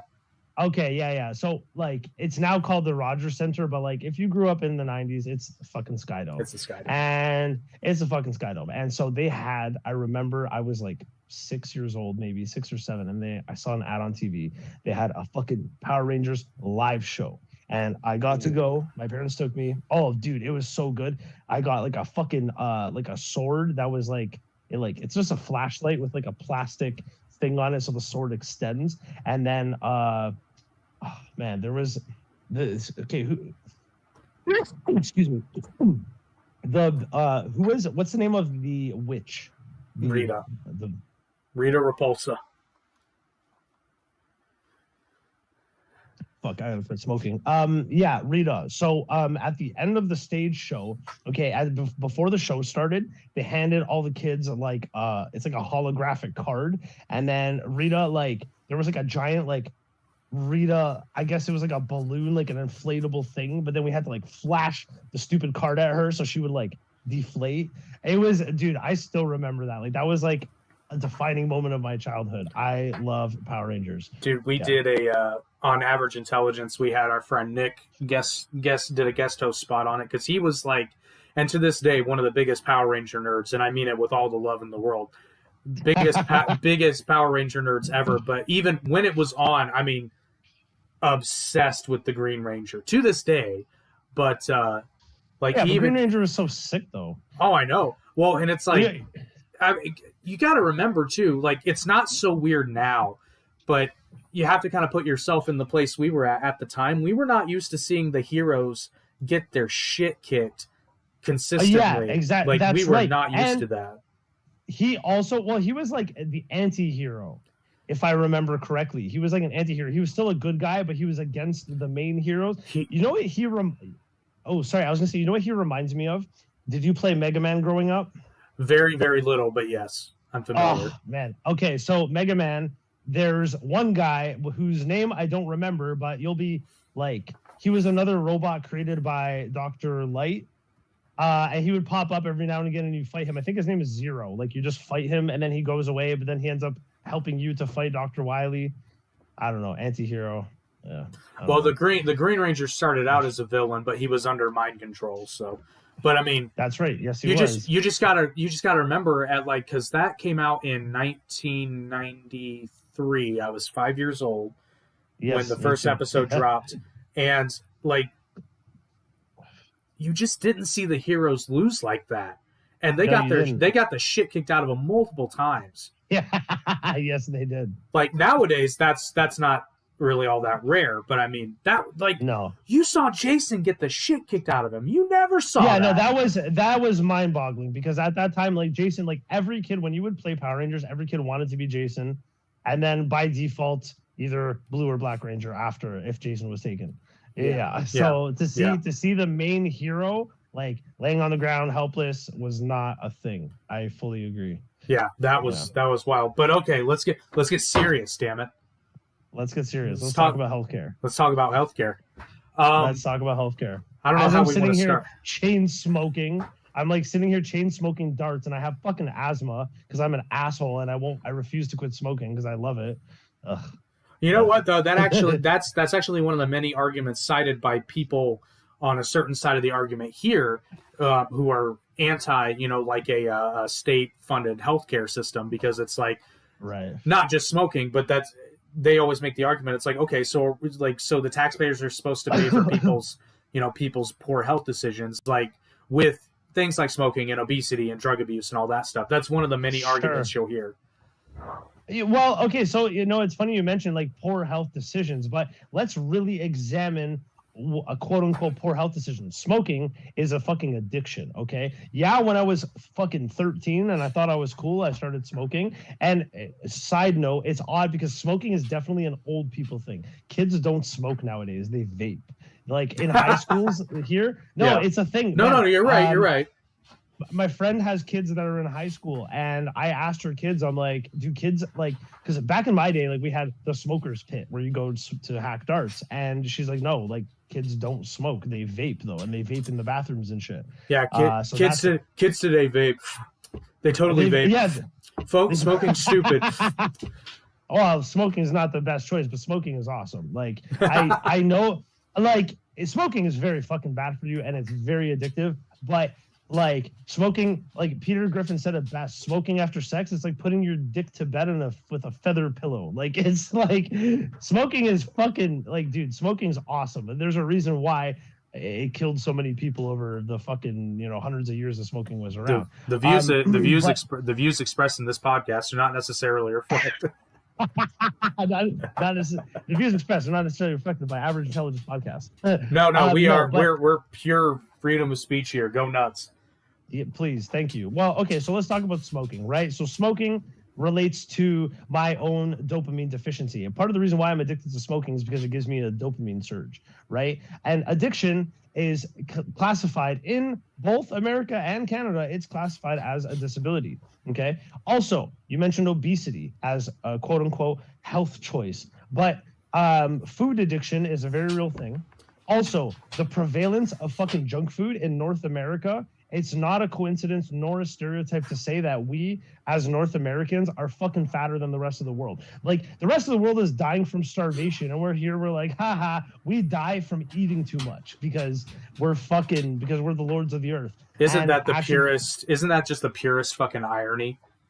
It really is. It absolutely fucking is. But yeah, like food addiction one. And that's a thing. Okay, that all relates to dopamine intake, which everybody's dopamine is severely damaged or depleted, and their baselines are far lower because of social media. Okay, so there's definitely a connection between obesity, binge eating, and fucking social media. Okay. Secondly, like especially in your country, which I know this from both personal experience and research I've done, unhealthy junk food, let's say fast food, whatever, is not only way more available, it's also a lot cheaper. And I'm sure you can appreciate how expensive it is to eat organic and this and that. Fuck organic, but that's I'm not saying you're wrong, but it's cheaper if you don't really do math, because literally because I'm kind of proud of this. Like if you look, you can eat pretty healthy for way less than eating fast food. You just have to look. And what about food deserts? That's a completely separate issue, which actually is a good segue because I'm hearing everything you say, but I'm getting Jordan Peterson you a little bit. Sure. At what point do you have to just say enough is enough? Enough is enough. You have to, it's like, oh, well, you can say that, it'd be a lot easier to just subsist on Big Macs and fucking cheesies, but, but like your fucking impressions, oh my God, they're spot on. So good, man. You should do impressions, bro. Your impressions are really good. I do them for fun. I do them for funsies, but, well, and this actually ties in because I wrestle with the concept of universal health care, because on the one hand, I'm definitely pro like personal responsibility. But at the same time, you brought up like food deserts. That's a thing. I'm so not trying to suck my own dick here, but like there's a homeless guy that I give him food fairly regularly. Like it's not the greatest. It's not the greatest food in the world, but I've got to, and like I don't have a ton of money, so sure, you're not a rich guy. You're not made of money, but you're still able to share with him without it severely impacting your bottom line. And how I do that is I buy him cheap food. Okay. 100%. So it's like, how can I give him the most amount of meals for a finite amount of money?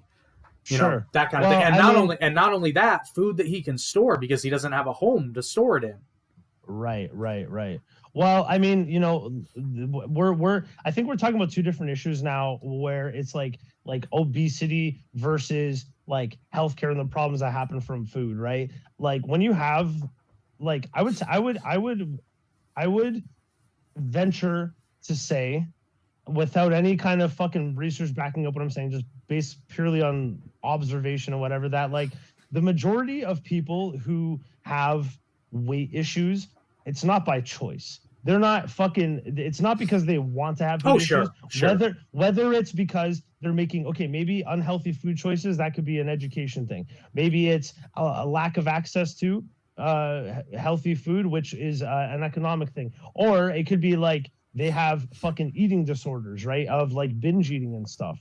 And that relates to mental health, right? And all three, or not even all three, like the mental health thing, like that kind of relates to the healthcare topic because mental health is part of overall health, which in my opinion, should be covered.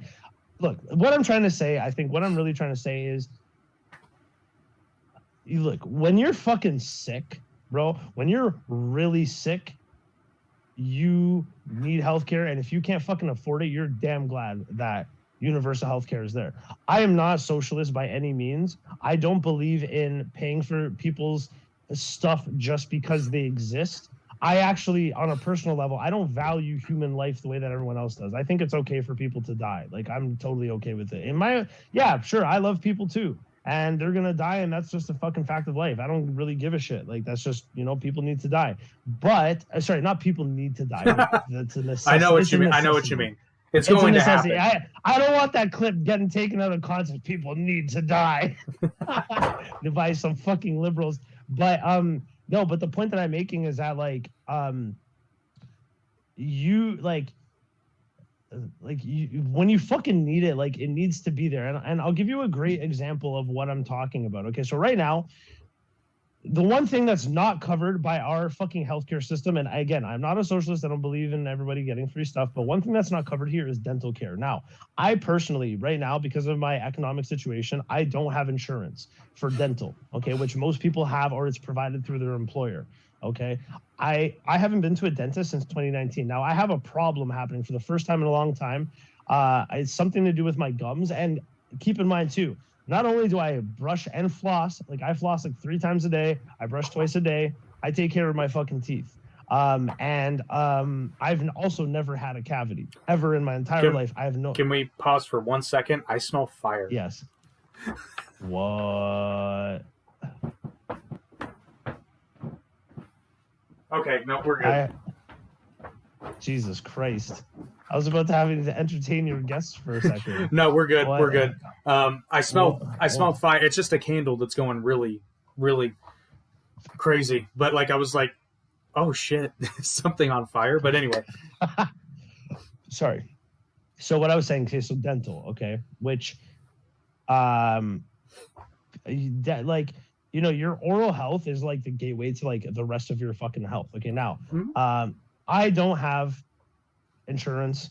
I don't have access to all these things. And I had to basically work. I'm going into the dentist tomorrow. Okay. You have no idea what went into me being able to make that happen for tomorrow. And not about scheduling the appointment or anything. It's just getting the fucking money together to pay for a dentist because I don't have insurance. Okay. And dental is something that also should be fucking covered because I really need it. Bro. My mouth is killing me. Actually, we do know about that because a lot of, like the United States is, for the most part, we're going to get into a whole thing.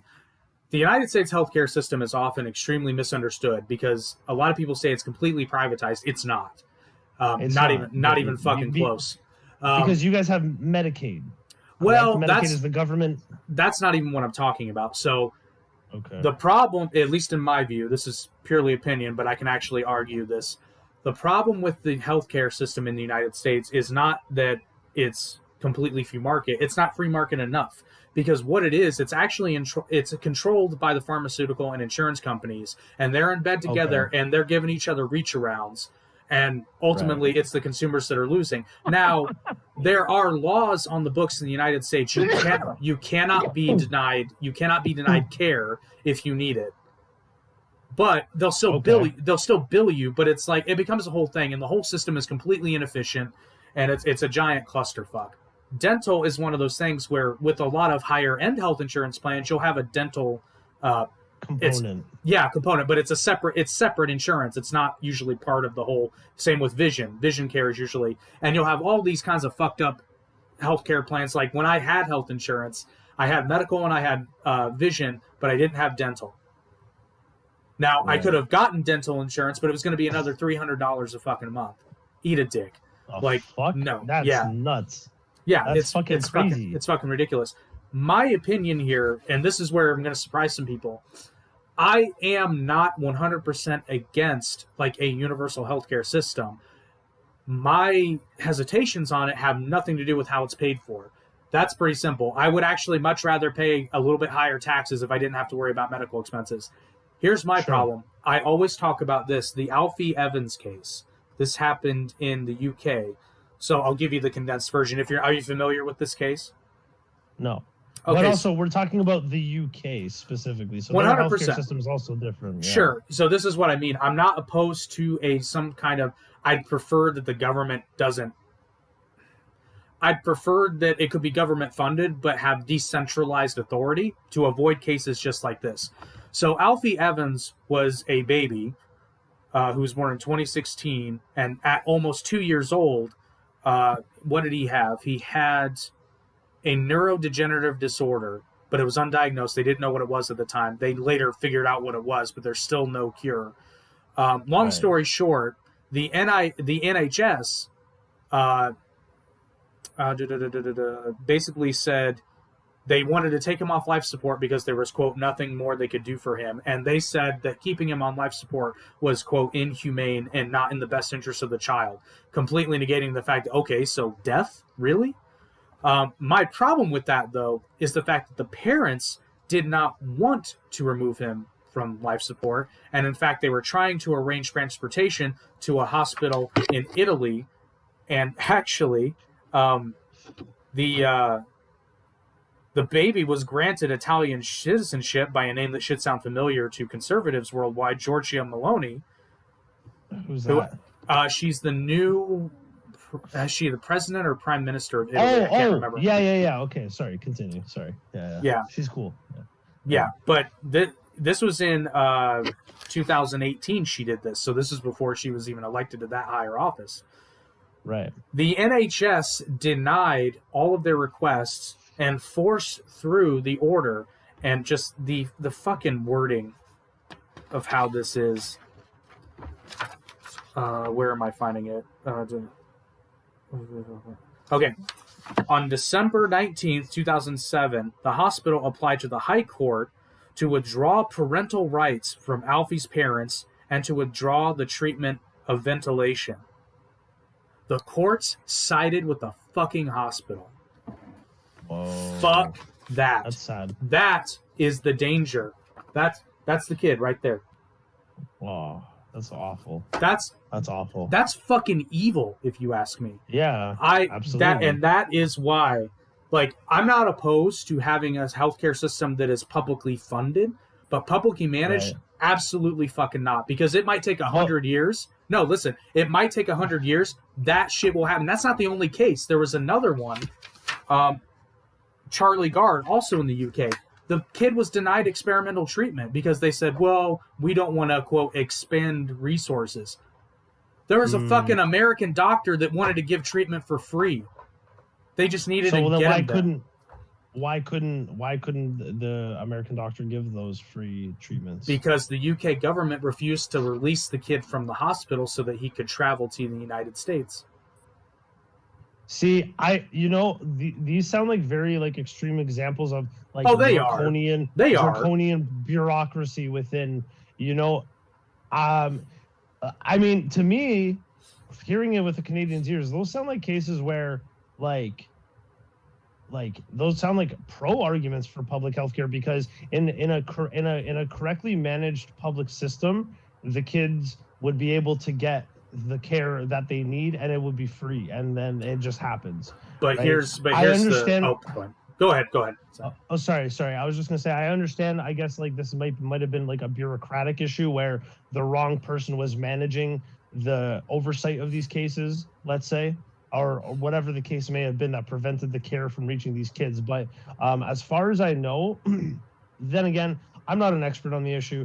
And I'm sure that there's lots of people here who get denied treatment based on like wait lists, and then they don't get their treatment and they end up fucking passing. And that does happen. I can't think of a specific. I've heard of many examples, right, which is another argument you hear against like a public health program, is because when a system like that there's no incentive to go into the medical, or less of an incentive, I should say, to go into the medical. I would disagree, though. So Ben Shapiro makes this argument about the quality and the incentivization of healthcare providers to do their job well. He's like, you can't force me to fucking treat you because I'm still an individual and I have my own sovereignty and this and that, right? But like, if anything, okay, healthcare practitioners here, like, they're guaranteed customers. They're guaranteed to get paid. They're not compelled by law to fucking serve somebody who's poor because they have to, because the person's going to die, and then not get paid and try to, spend years chasing that person down, trying to bill them, fucking up the guy's credit score, this, that, and the other.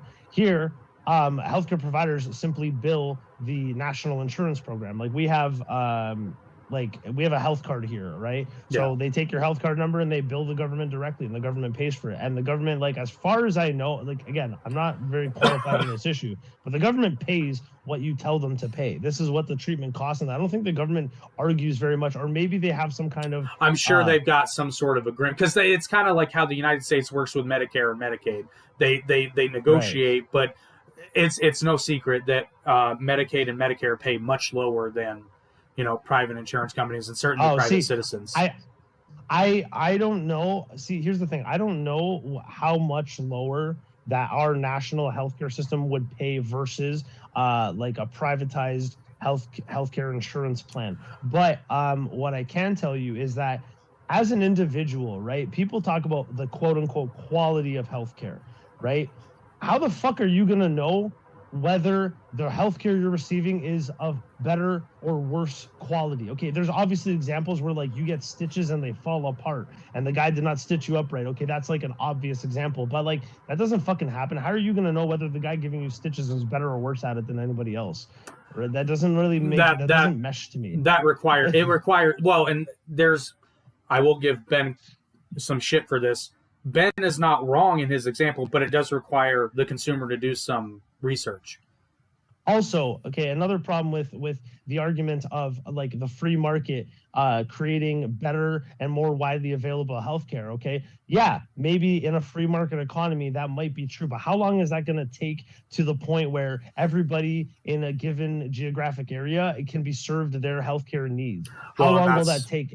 And that's a valid point. Yeah, that's a very valid point. Right, and not only that, I mean, like, economics, we both know the definition of an economy is a total sum of goods or services exchanged within a given geographic area, right? But beyond that premise, there's no way to know whether an economy is going to go up or down, left, right, sideways. It's the same as fucking stock trading. You can never know. People can look at trends. You can look at fucking, this is our projections. But at the end of the day, you don't know whether an economy is going to grow, and whether the options that come out of that free market fucking plan are going to be better, and it's going to improve technology and this and that, right? Like, that's like Ben's argument is essentially a for-profit, where it's like if you pay people to do it, they'll end up doing a better job. But like, that could take decades. That could It's take it's fucking also centuries. it's also a somewhat incomplete picture, because I would actually much rather have, a surgeon,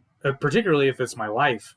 I would much rather have a surgeon that was more altruistic than the guy who's like, oh, Absolutely. I'm going to make so much bank on this surgery. 100%. Exactly. And that kind of also ties into the whole premise of being a fucking healthcare worker. Being a healer is the idea that you want to help people, right? When you incentivize the concept of wanting to help people, you take away that idea of helping people and turn it into a for-profit thing. And then those individuals who don't genuinely give a shit about people and who don't give a fuck about the Hippocratic Oath are going to participate in that fucking healthcare economy in the interest of profit. Yeah. Now, my only pushback to that would be, is like, yes, absolutely. But what happens when altruism, like, let's say there's a generation where altruism is just in short supply.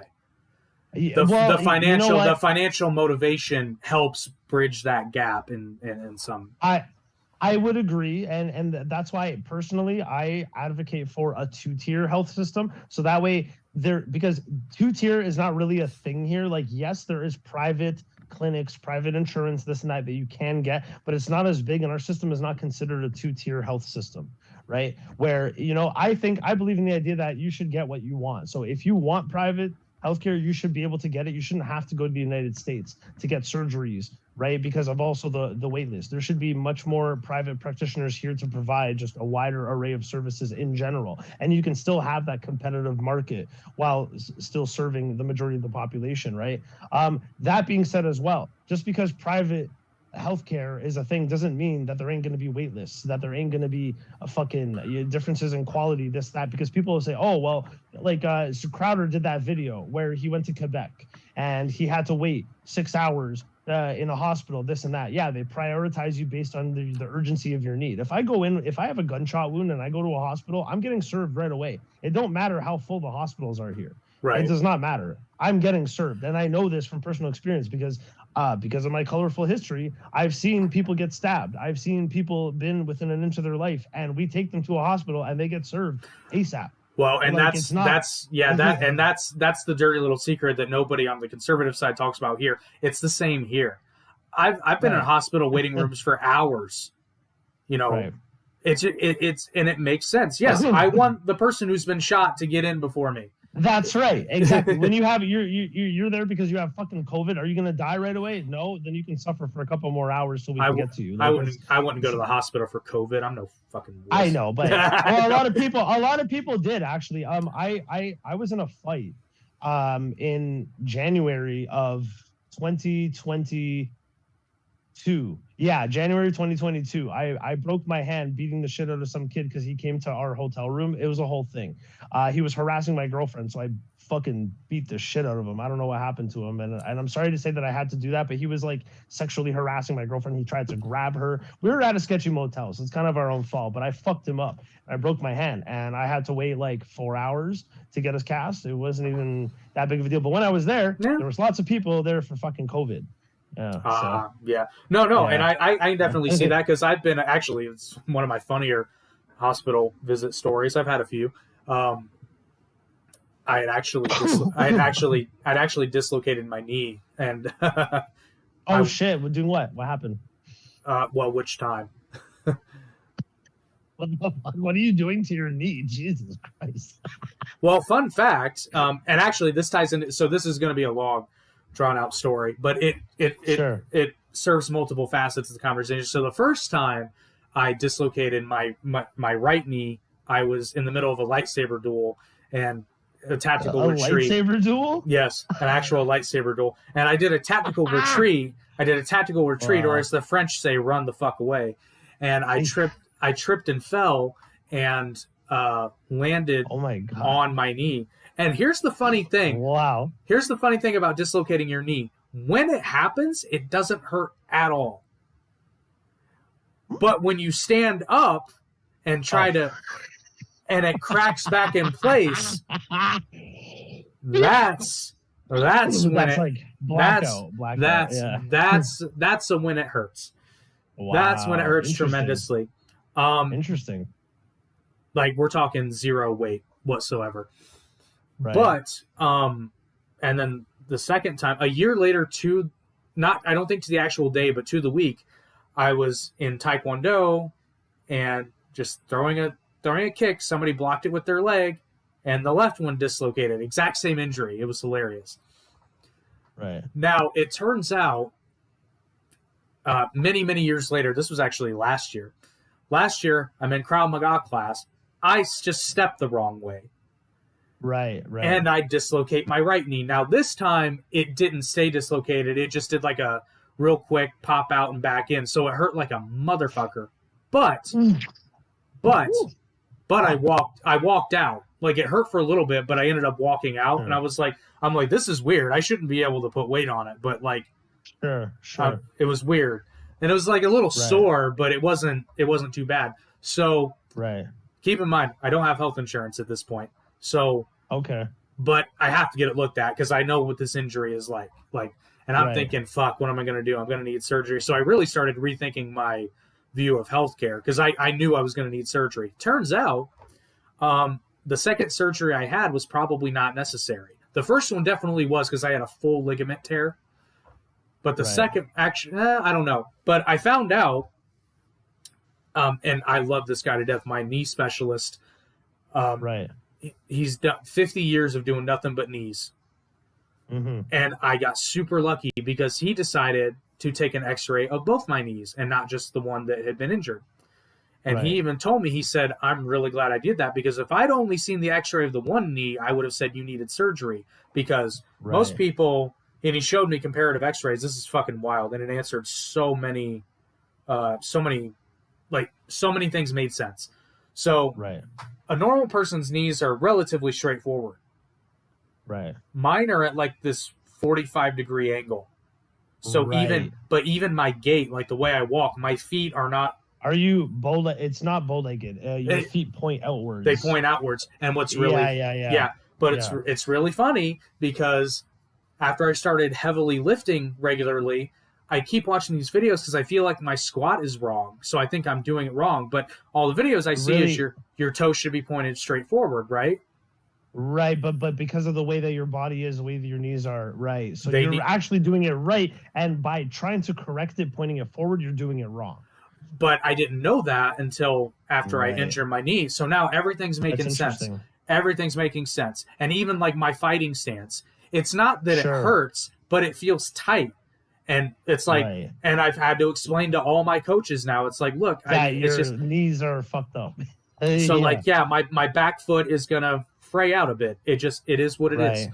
But can I ask you something? Go for it. How much did that excursion to the hospital, how much did that run you? Well, here's the beautiful part though. So because he has his own thing, the visit I think ended up costing me like just shy of $300 just for the visit. Oh, just for him to look at your fucking knee? Yeah. Which in the US that's insane. Cheap. That's cheap here. That's cheap, but that's $300.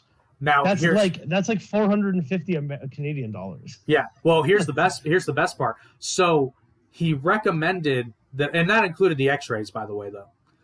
Right. Okay. Well, but he told me that he wanted, just to be sure, he wanted me to go get an MRI. And then he asked who my insurance provider was, and I said, I don't have insurance. He said, okay, we're not going to do it here then. Go to this place. They'll do the MRI, and then they'll just bring it back because they'll give it to me on a drive. And he said, bring it back here, and I'll look at it, and we won't tell the hospital that I'm looking at it, and we'll assess and figure it out. Oh, okay.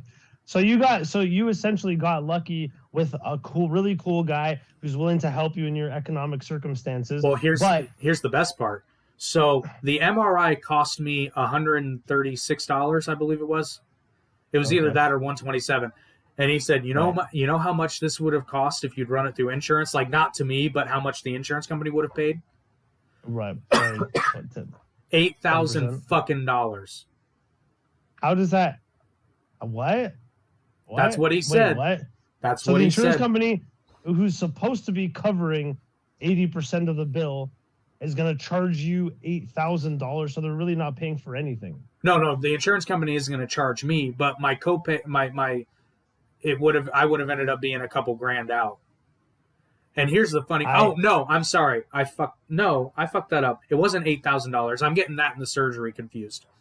But if I had to have surgery, we worked all this. Oh, so fun fact again. I had to have a hernia surgery not about a year prior to that. That surgery cost me $5,000 out of pocket. That's fucked. But you know how much? But if my insurance had been paying for it, you know how much the hospital would have charged the insurance company? Double? $15,000. Which would have made your premiums go up, and your copay probably would have gone up as a result. Yep. Right. Do you see, but... Oh, no, I do. And that's why the healthcare system here is fucked, because it makes no fucking sense. And here's the worst part, is the fact that I can't go into it. Well, this is starting to change, so I take that back because the MRI is a good example. But generally speaking, I can't go see my doctor and ask, how much is this procedure? Now, I got lucky because they told me. I was able to, but I had to tell them that I was paying out of pocket first. You can't go in somewhere and not disclose your insurance status or anything like that and be like, how much is this procedure here? You can't shop around, essentially. That's fucked up. So essentially, you're not allowed to, in what's supposed to be a free market system for healthcare, you're not allowed to do the one thing that a free market allows you to do, which is shop around. It's not that we're not allowed to. It's just you can't, because they don't disclose that information. Now that's starting to change. Okay. Sure, yeah, but it's only starting to change. So there's lots of places where that's still the rule. Okay, not only that, you didn't necessarily get better quality healthcare from engaging with these private agencies. And how much did you spend total for your knee thing? Total with surgery and everything, how much did you spend? Well, now my knee, I ended up not needing surgery, which thankfully, because he took the X-ray of both knees. Okay, fine. I just had to.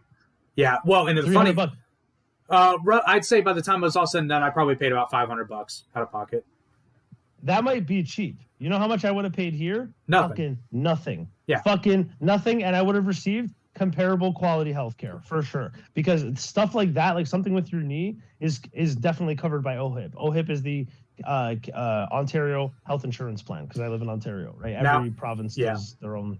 Now, and that's one of the things. That's one I know that the Canadian healthcare system is, I don't know to what level it's managed, but I know it is managed by the province, which I like, which I like way more than like the national system in the UK.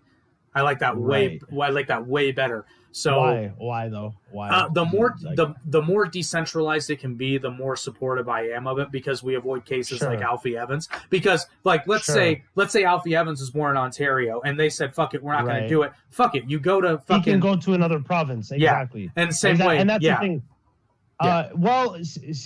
Actually, I'm not sure, because he could have his parents would have gotten him resident papers. You have to be a resident of that province in order to receive their services, right? So like, it's not that it's impossible. Like if I go to, let's say, British Columbia, okay, I have to live there 3 weeks and then I'm considered a resident, right? So like, it's not impossible. There are barriers to it, but I think you're correct about the decentralization, where it allows for a much more like localized approach to be taken, right? So it's not like a fucking faceless government. It's somebody who like lives and works in your community assessing your fucking healthcare. Now, what's interesting about the United States, and this is one of the things that's very frustrating for people, but I love. So, like, for example, you're familiar with like Medicaid and Medicare in the U.S. More or less, because in my time I work in advertising, so like I pitch American companies, and so like I had a point recently where like I was pitching American insurance providers, so I'm sort of familiar with it. In concept, you know that's the that's federal... the government one. So even just before you continue, if you don't have money, let's say I'm basically homeless almost, but I have an address on paper. Can I get Medicaid for free? Do I have to pay like a? I mean, it's to pay a monthly. Actually, with Medicaid, it is income based, so you could probably get on it. And you'd be Medicare. Okay. Medicaid is for children. Okay, sorry. I know Medicare, but yeah, okay. Well, hang on. No, I just want to make sure I think I'm wrong. I think Medicaid. No, I think now I'm fucked up, because Medicare's for seniors. I know that. I don't know. I'm just saying the public version of your healthcare insurance. Can I get on it if I'm fucking homeless, but I have an address?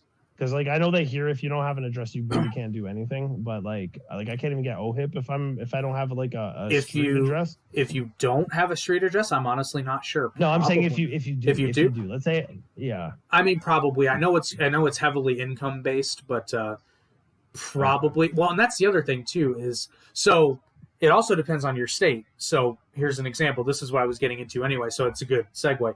So in Indiana, where I'm from, we're a very Republican state, even though people would like to argue. So we have our own version of Medicare and Medicaid in the state of Indiana called HIP, the Healthy Indiana Plan. You can still get Medicaid here, though, but the state tries to get you on HIP, particularly kids. Theirs. Yeah, particularly, which, I mean, I could see, and I want to preface this with the reason the healthcare debate is so complicated, like the reason it's not solved is because it's so complicated. Right. And I'm glad you brought up the 2-tier system because I kind of think that's the way to go. I think that will do the most. I think that will do the most good while mitigating the most bad. Sure. Is absolutely. The fact that because let's be real. Like if we're being brutally honest, the rich are always going to have access to better shit. Bro, the rich people don't even get their health care here. Rich people fly down to South America and they get fucking stem cell injections. Exactly. So, like, actually, it's not even... You know what's funny? I'm glad you mentioned that. So, when I was in Mexico, I was this close to getting an eye exam and new glasses because you know how much it would have cost me American? Fucking nothing. About $80 for a complete eye exam and 2 prescription lenses, like 2 sets of glasses, prescription lenses, and I think she said contacts would have been like another $10 American. Oh my god! And see, okay, so if I can just interject really quick, right? People, your standard conservative would argue, okay, and keep in mind, I'm a conservative, like I'm fully a conservative, so I'm like playing devil's advocate here, but your standard conservative would be like, oh well, you know, the quality and the qualifications, those doctors are required to get their licenses and this and that. Bro, Mexico is not like a third world country. It's not like you're going to fucking Pakistan to get healthcare or like Africa or something where it's like a witch doctor with like, oh dude, I was like, this close. I was this close to getting a physical because it was going to be. I fucking should have. I should have. You should have because anyways, I've been sitting here fucking chain smoking. And people are like, oh, well, you know, smokers put like a greater drain on the healthcare system. They put a greater drain on the healthcare system, but like cigarettes are taxed appropriately, right? So like a pack of cigarettes here is like $20. It's fucking crazy expensive, right? And a pack of cigarettes costs maybe $1 to manufacture. So it's not like I'm not paying into the system because those extra taxes that I'm doing to buy cigarettes, the money is like that money is getting funneled back into the healthcare system. I'm really sorry. I got totally thrown off because I just fucked up really bad there. Yeah. It's okay. I forgive you. Oops. Yeah. She doesn't though. She's very mad at me, I think. Fuck. Completely unintentional. No judgment whatsoever, at least from here. Yeah. Well, I appreciate that. I mean, I don't give a shit. I'm the embodiment of live and let live.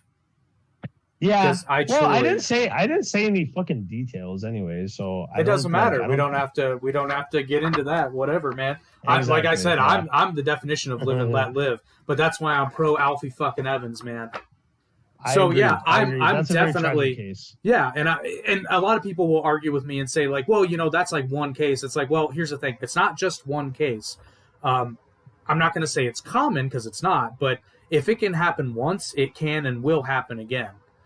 And that's my real beef with having some sort of national healthcare system. Now, if they divvied it up, I think my ideal scenario would be like divvy it up between the states somehow and have it be decentralized. Then I'm pretty well all for it. But the United States has really, really gotten away from its roots of trying to stay as far away from the federal government involvement as possible. Right. You know, like our kind of core philosophy was like, and Ben Shapiro touts this all the time. It's like, okay, you have a problem. First, You go to, can I solve it? Probably not by myself. Okay, can anyone in my family help me solve it? Maybe not. Anybody in my community? No. How about okay, now we go to the county or the town. Then we go to the city. Then we go to the state. Then after you've exhausted all possible options, and our court system is very much like this actually. After you've exhausted all options or possibilities, then you get the federal government involved. Right. Well, see, Ben Shapiro's argument too is like in the case of like low income individuals or whatever, like the outliers of society, he says that that's a responsibility of the church to cover that. Like that's the whole point of like of the church being one of the pillars of the community, is that they would be doing all of the like, for lack of a better word, charity, right, for individuals in need, for low income individuals, that kind of thing. It's up to the church and to the community to address those concerns, right? And that's like, for those people who can't afford like, even the most basic of healthcare plans, like, the fact that we have so divorced ourselves from spiritualism and from church and from religious community, that's like a major problem. Like that's how he sees it, right? That like, we need to be more religious and have that religious community in order to care for the outliers of society, right? But I think that view is kind of like, that's very out of touch with the majority of Americans, right? Most Americans, most fucking people in general in societies today are not fucking religious. Right? He's a very religious guy. Well, right? And that's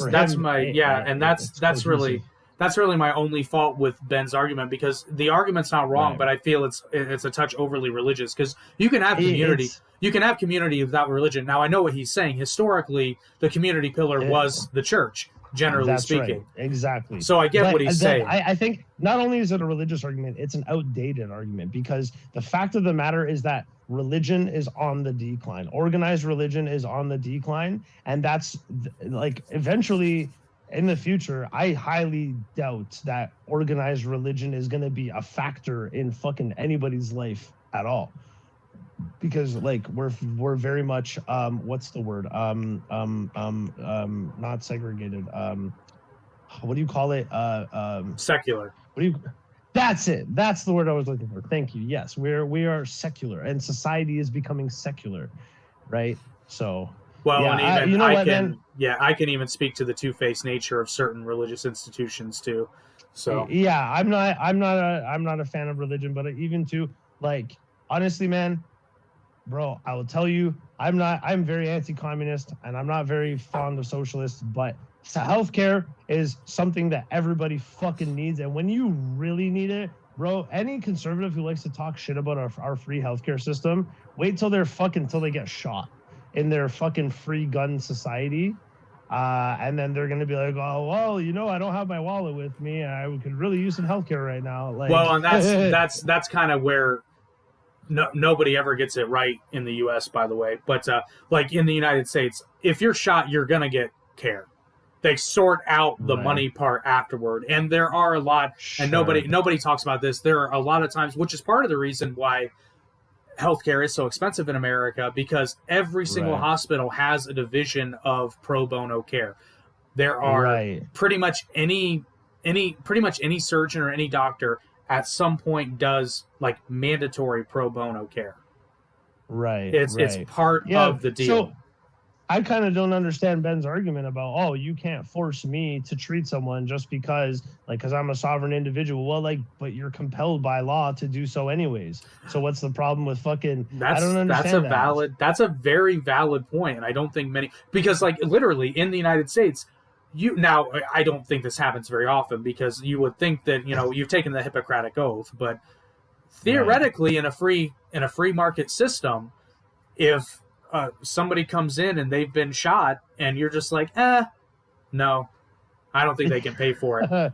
But they could get sued. They could get sued really badly, which the suing culture is so big. They will. Like if a hospital denied somebody and then they died, like, bro, that hospital will essentially get shut down, not only on a purely legal / financial level where the hospital gets sued, but then people would be up in arms, right? Especially if that person, like, given the focus that our society has right now on quote unquote marginalized individuals. Let's say it was a black man getting denied by a white doctor. Buddy, there'd be fucking riots, hospitals, nurses are gonna get stabbed, like, or hospital staff, like it'll be fucking mayhem. It'll be mayhem. People go off for less. Oh yeah. Country. Well, and I would make that from a purely capitalist standpoint, I would make the case that why in the world would a hospital deny care? Because that means cash, and it also not even just cash. It means, like, look at the optics of that. Who's going to go to the hospital that arbitrarily denies care? Exactly. And actually too, now that I think about it, right, we talked a little bit about altruism earlier, right? And you're like, well, what happens if we, evolve into a society with less altruism? But altruism is the fucking one of the very most primal frameworks of human interaction. It's altruism and in-group versus alt-group, right? There's always going to be altruism. And really, like, at the core of it, like I said before, being in the medical field, you want to help people, right? So unless you're like, hey, right? So unless you're fucking Dr. Kevorkian and you enjoy seeing people get fucked up, I don't know. I'm just saying, unless you're fucking some sick fucking doctor who, like, does shit to people when they're like under anesthesia, is just one of those individuals. If you're just a genuine normal human being, you're gonna want to fucking help somebody, right? Now that's rich coming from Canada though, because, and I don't know all the details, but aren't you guys isn't the Canadian government trying to and some might even say encouraging assisted suicide? I'm not fully aware of that, but I think. Oh, sorry. I think. Sorry, I got a call. I think euthanasia. That's the term, correct? Euthanasia. Yeah. Yep. Yeah. I think everyone should have the right to die if they so choose. But then you then you get into the inevitable question of are they in a state to actually be able to make that decision? Which if somebody's like hardcore clinically depressed, I would make the argument, which this is my personal view, I'm not saying it's right or wrong, but if someone is like hardcore medically grade, like clinically depressed, I would say that they're not of sound mind to make that decision. I mean, we bandy about the term depressed so frivolously in this society. This is true, right? But not even clinically depressed. Like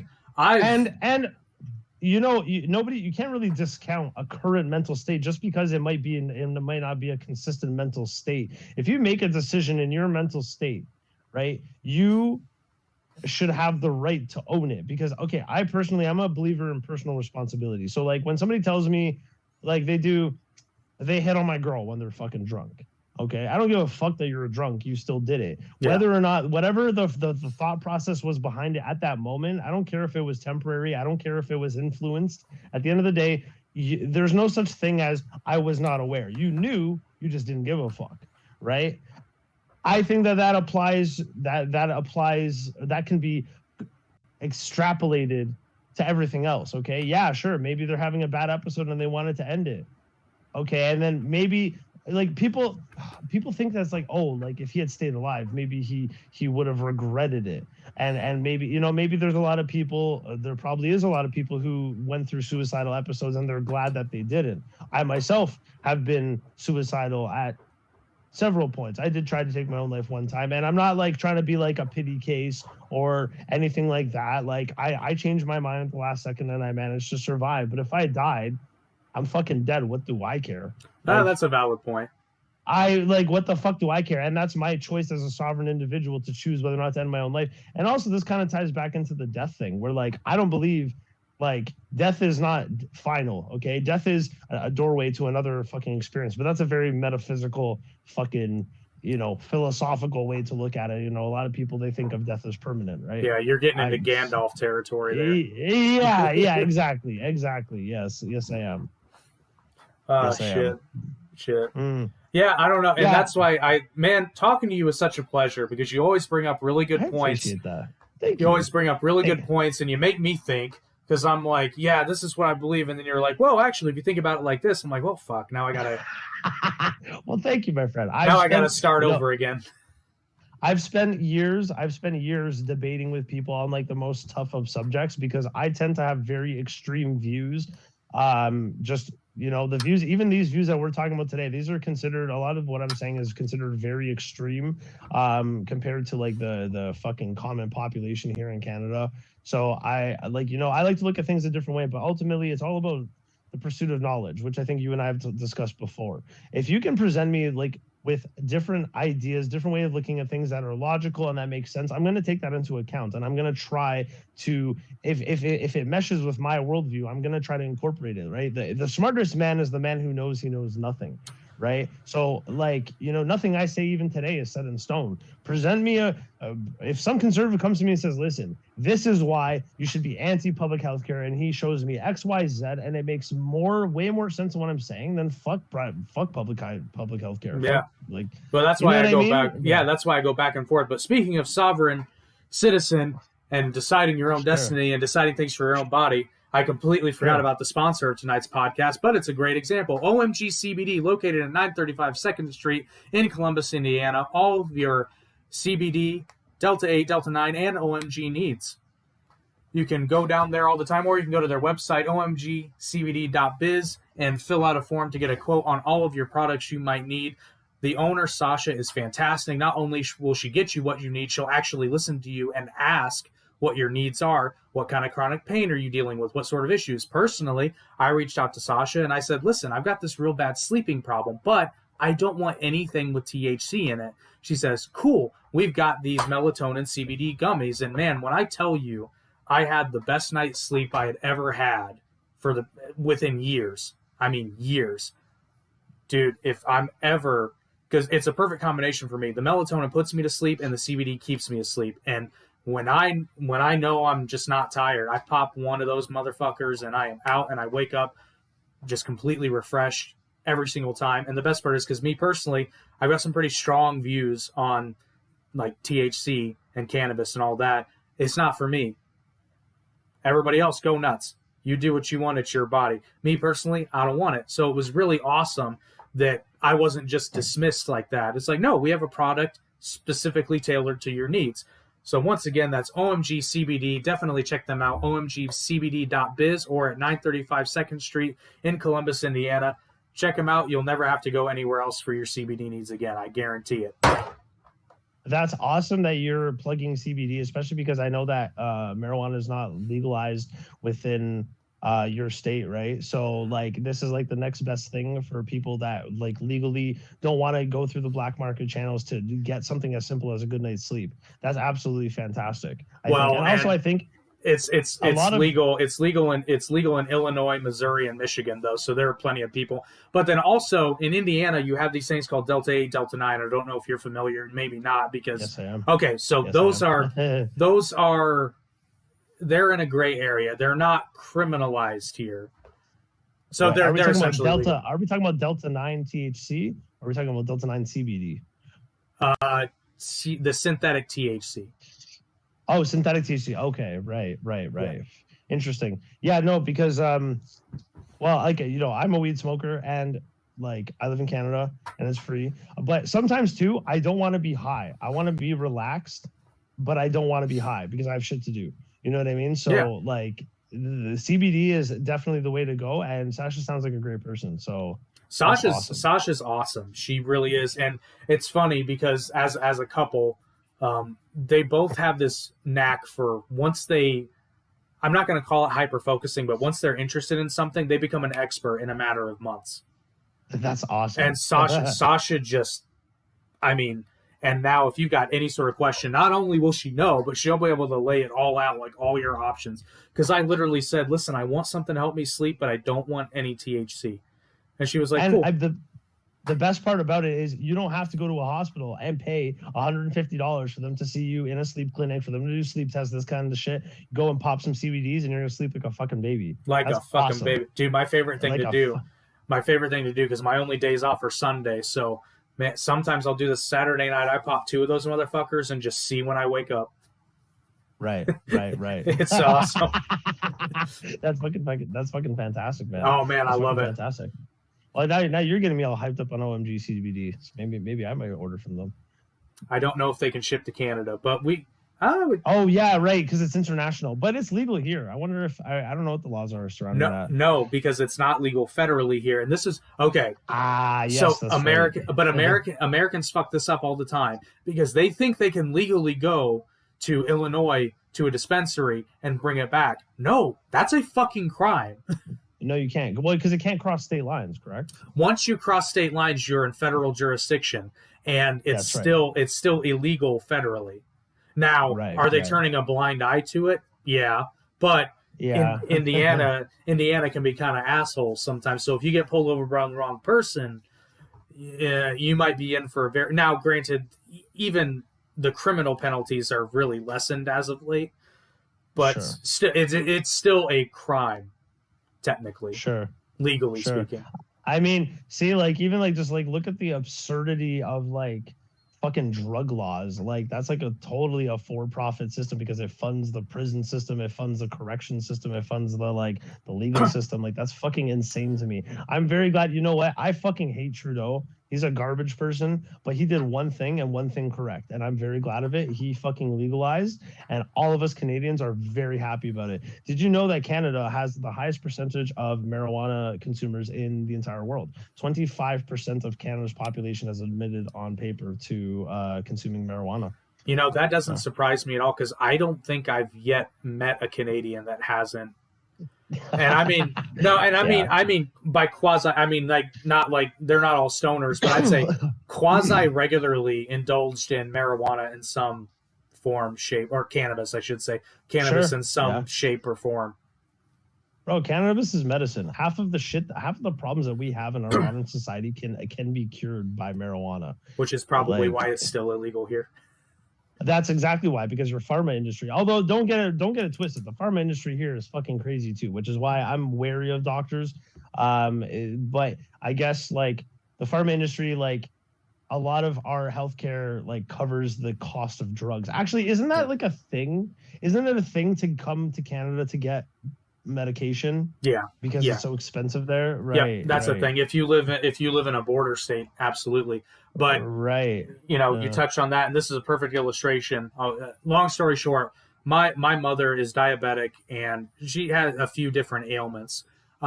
She was on a cruise ship not that long ago. It was last year. It was in it was in November, and she got sick. She got pneumonia on the ship, and they docked in Panama, and she was stuck in a Panama hospital for a little over 2 weeks. Now, Jesus Christ. While she was in said hospital, at the time, she was on a half dozen medications, and I don't remember the dosage, but she was on a certain dosage of insulin. In that 2 weeks that she was in a Panama hospital, they weaned her down to 4 medications and cut her insulin dosage in half. Is that a good thing? Like she felt tremendous. That's awesome. So much so that when she got back, she sat down and had a conversation with her doctor and said, "What the fuck? You know, I'm on a quarter less medications, half of my insulin, and I feel fucking better after being in the hospital with fucking pneumonia." Like I told her, I said, if that had been me, I'd have been pissed. I mean, I would have been livid. It's like, this shit's supposed to be helping me, and you're fucking killing me, which is why I'm very wary of medications, especially chronic medications. Like, well, you can't. It depends on the forest. Oh, sorry. I was going to say, you can't see the forest from the trees, right? You don't know how much better you should be feeling until you actually get out of the forest, right? But that to me is the problem, at least in the United States, with the majority of our healthcare. So now, again, there are exceptions. Like my knee doctor was an exception. But I think a lot of times here, because I don't think we're trained to think, like I was just listening to a podcast earlier today, and they were talking about the long-term effects of birth control pills, which they still don't know all of it. She was talking about just like they're prescribing this shit to girls as young as 11 for fucking acne. For quote unquote hormone regulation, bro. Birth control makes women fucking crazy. It makes women Well, but not only that, turns them into crazy people. well, not only that, there's now a lot of long-term studies linking it for prolonged prescription of birth control, certain hormonal birth controls that leads to osteoporosis, like significantly it calcium from the bones. Significantly earlier. Like this used to be a thing where like once a woman would hit menopause, she would be of increased risk for osteoporosis. But now it's like premenopausal women are coming down with osteoporosis, and it's not rare. It's apparently super common. And a lot of these girls, unfortunately, they get on birth control for like 20 plus years. Right. And then you're really going to tell me you've been on hormone regulators for over a decade and that's not going to have long-term effects? Well, for sure. And imagine even too trying to get off of it, right? Let's just say you're prescribed birth control, you're 13. Let's just say the age that some people start becoming sexual, whatever. Now, let's say you're on birth control till you're 33, and then you meet a man, you want to have a kid. That's 20 years. 20 years of hormone regulation, of something fucking up. And actually, you're also on this hormone therapy throughout the most critical part of development of your life, right? In your teenage years. Yeah. And then you fucking are trying to get off of it, right? Not only like, I mean, I liken it in my head to the way like it must be for an addict getting off, right? Like there's going to be withdrawal symptoms. There's going to be drastic changes in your mood, in your appetite, in your fucking sleeping patterns, what have you, right? Yeah. Well, and then there's the fact too that I've been reading and hearing about a lot of reports about how a woman who's on hormonal birth control, and I know it's much more complicated than this, but essentially it's telling her body that she's pregnant. Well, yeah, exactly. Yes, exactly. So but what happens? There's going to be ramifications. Yeah. But what happens though is the type of men or man that she's attracted to when she's on birth control, and then she gets off of it, and the attraction, it's very common apparently for the attraction parameters to change completely. And I read a couple of studies that are postulating the possibility of that being one of the primary reasons that infidelity and divorce started going more on the rise in like the 70s. Interesting. Wow. That could potentially explain the high rate of divorce and broken families right now. See, here's the thing too, because like I'm sure you've heard Jordan Peterson talk about this, women, like they're much more selective in their choosing mates because of like it's a biological thing that has to do with the fact that women invest much more in a sexual interaction and a romantic interaction with a man. Yeah. Right. So for men, like men are hardwired to be polygynous.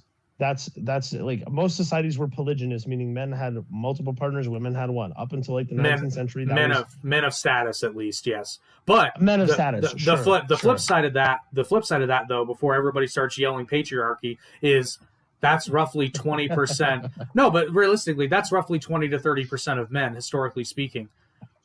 Sure.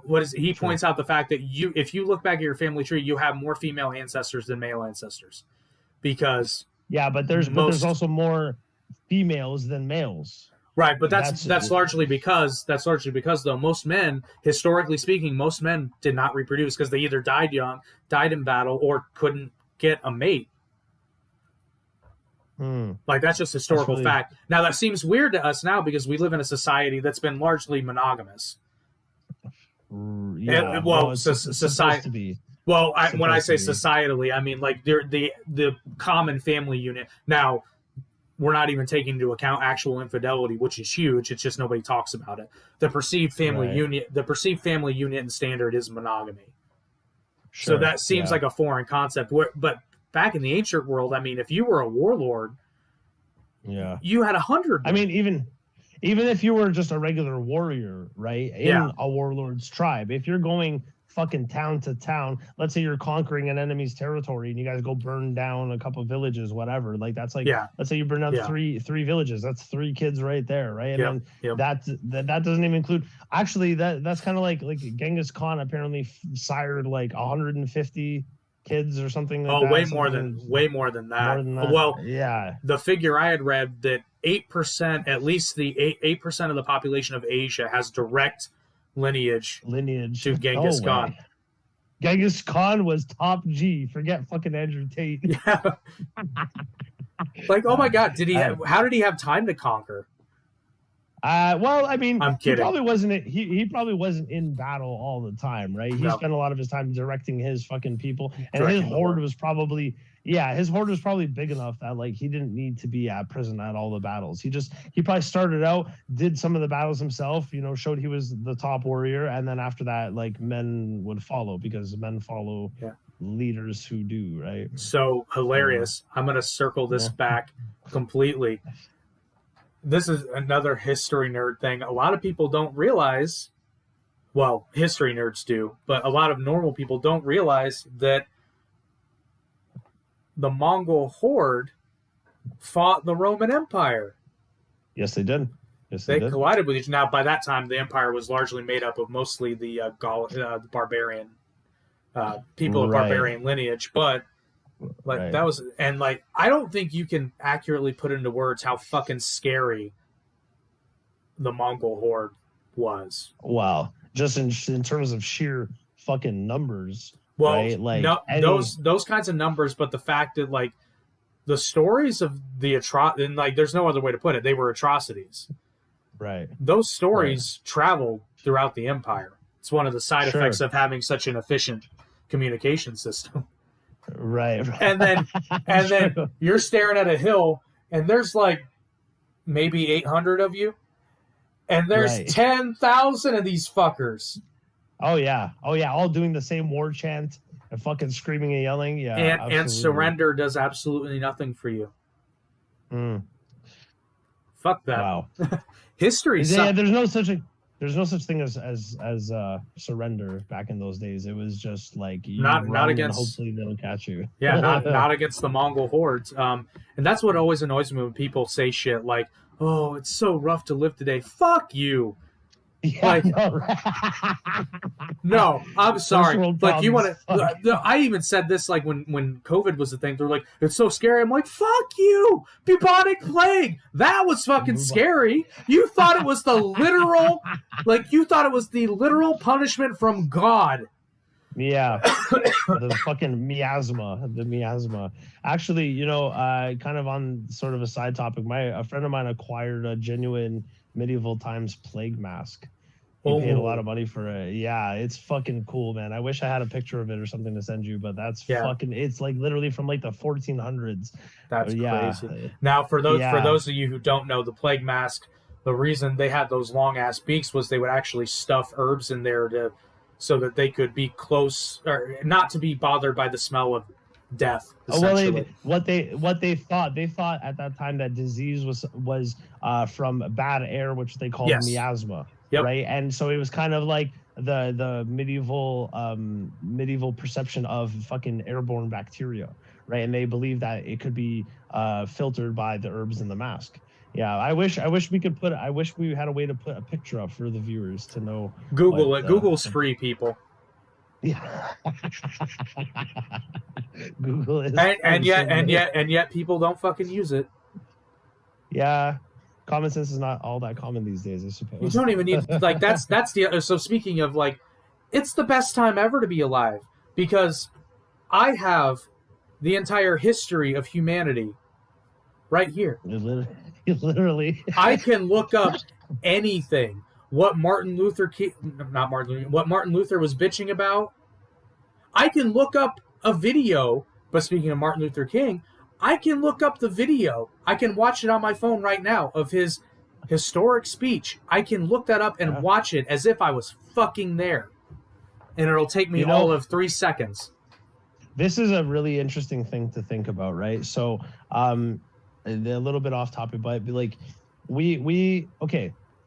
aliens. Okay, so that's something that aliens. Okay, so I am very much. I'm not a believer. Like I know there are other intelligences in the universe. I've had like a personal experience which tells me that. I don't really want to talk about that, but one common thread that within, I guess we'll call it alien folklore or whatever, alien mythology, is that they're telepathic, okay, that they communicate via telepathy.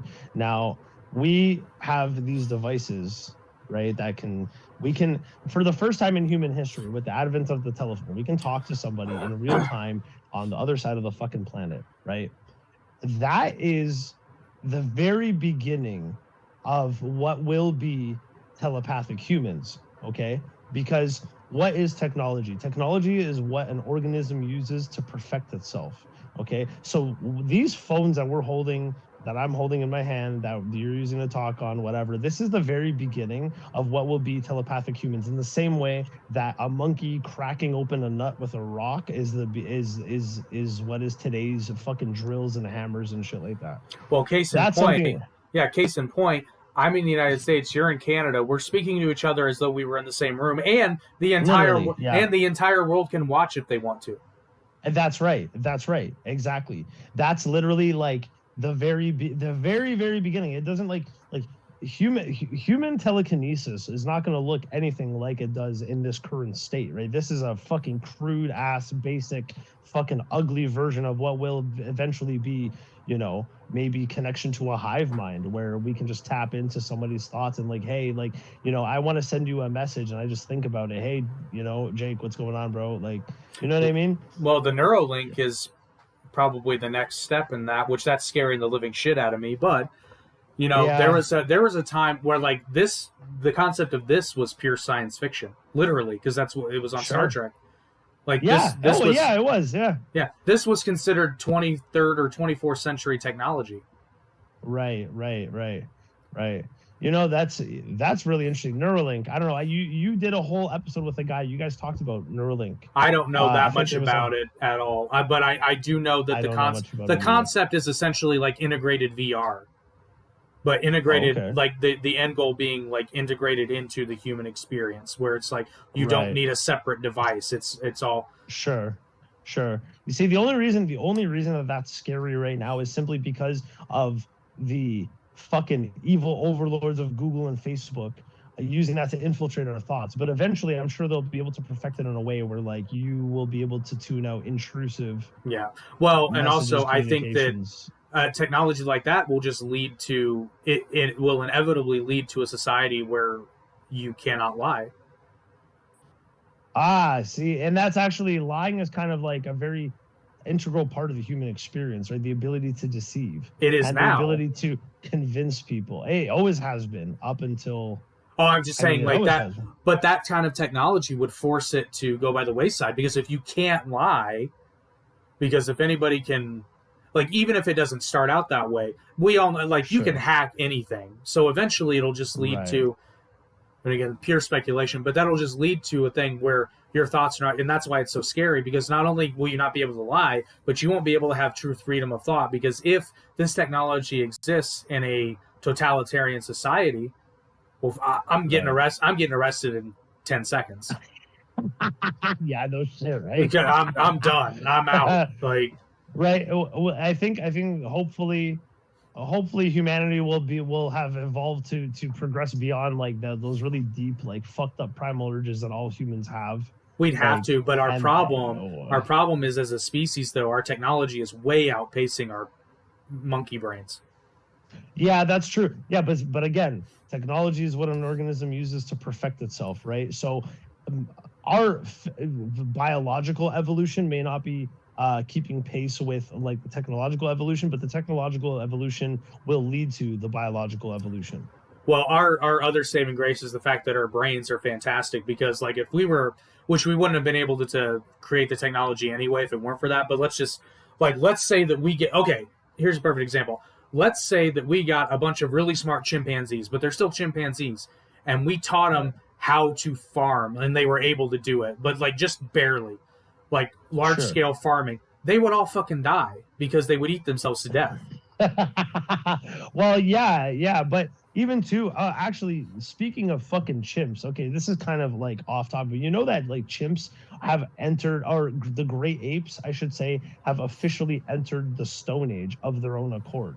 Yep. Right? I've seen. Yeah, which is like, dude, I was watching this documentary about how chimps, they have hunting parties because they go out hunting bush babies. Yep. Right. And so they go and they make spears, which they like gnaw off the leaves and they sharpen the ends with their teeth to make fucking spears. And then they go in a coordinated effort with like vocal communication being used to coordinate their hunting of these fucking bush babies. They set ambushes. They set literal ambushes. I've seen it. No way. Yeah. No way. No, I'm not even shit. It's coordinated. No like way. No, they'll be laying in wait. I don't think it's for bush. It's some species of monkey, but they've seen them do it. Those little monkeys, the capuchin monkeys. They go and they chase them, and then the other one will be waiting to catch them. Yeah, but they're waiting in it's like separate squadrons. That shit's scary as fuck. I mean, I don't think it's scary. That's fast. I think I said you're talking to a fan of the Planet of the Apes series. I love Planet of the Apes. I love Planet of the Apes. You know what though? I think it is maybe scary just because chimps are by their nature so fucking violent. Like, I don't know if you've ever heard talking about how scary chimps are. Oh, they are, but you gotta figure that ancient humans were fairly similar. Oh yeah, true. I would think. Fair enough. But here's the real crazy thing though, and I've seen this, and this isn't just great apes. This is some species of larger monkeys too. They don't understand the concept of magic, but they react to it. So like a magician will make something disappear. Well, and then I've seen another video where some lady was at a zoo and she had her newborn baby and she showed it to a gorilla, and the gorilla ran and got her baby. Wow. And like if you had read this story, I would have called bullshit, but I saw it happen. And I've seen orangutans react to people and children. You had Harambe. Right. That whole thing where based on what I saw in that video, Harambe looked like he was looking out for that kid. That's what I saw. Yeah, for sure.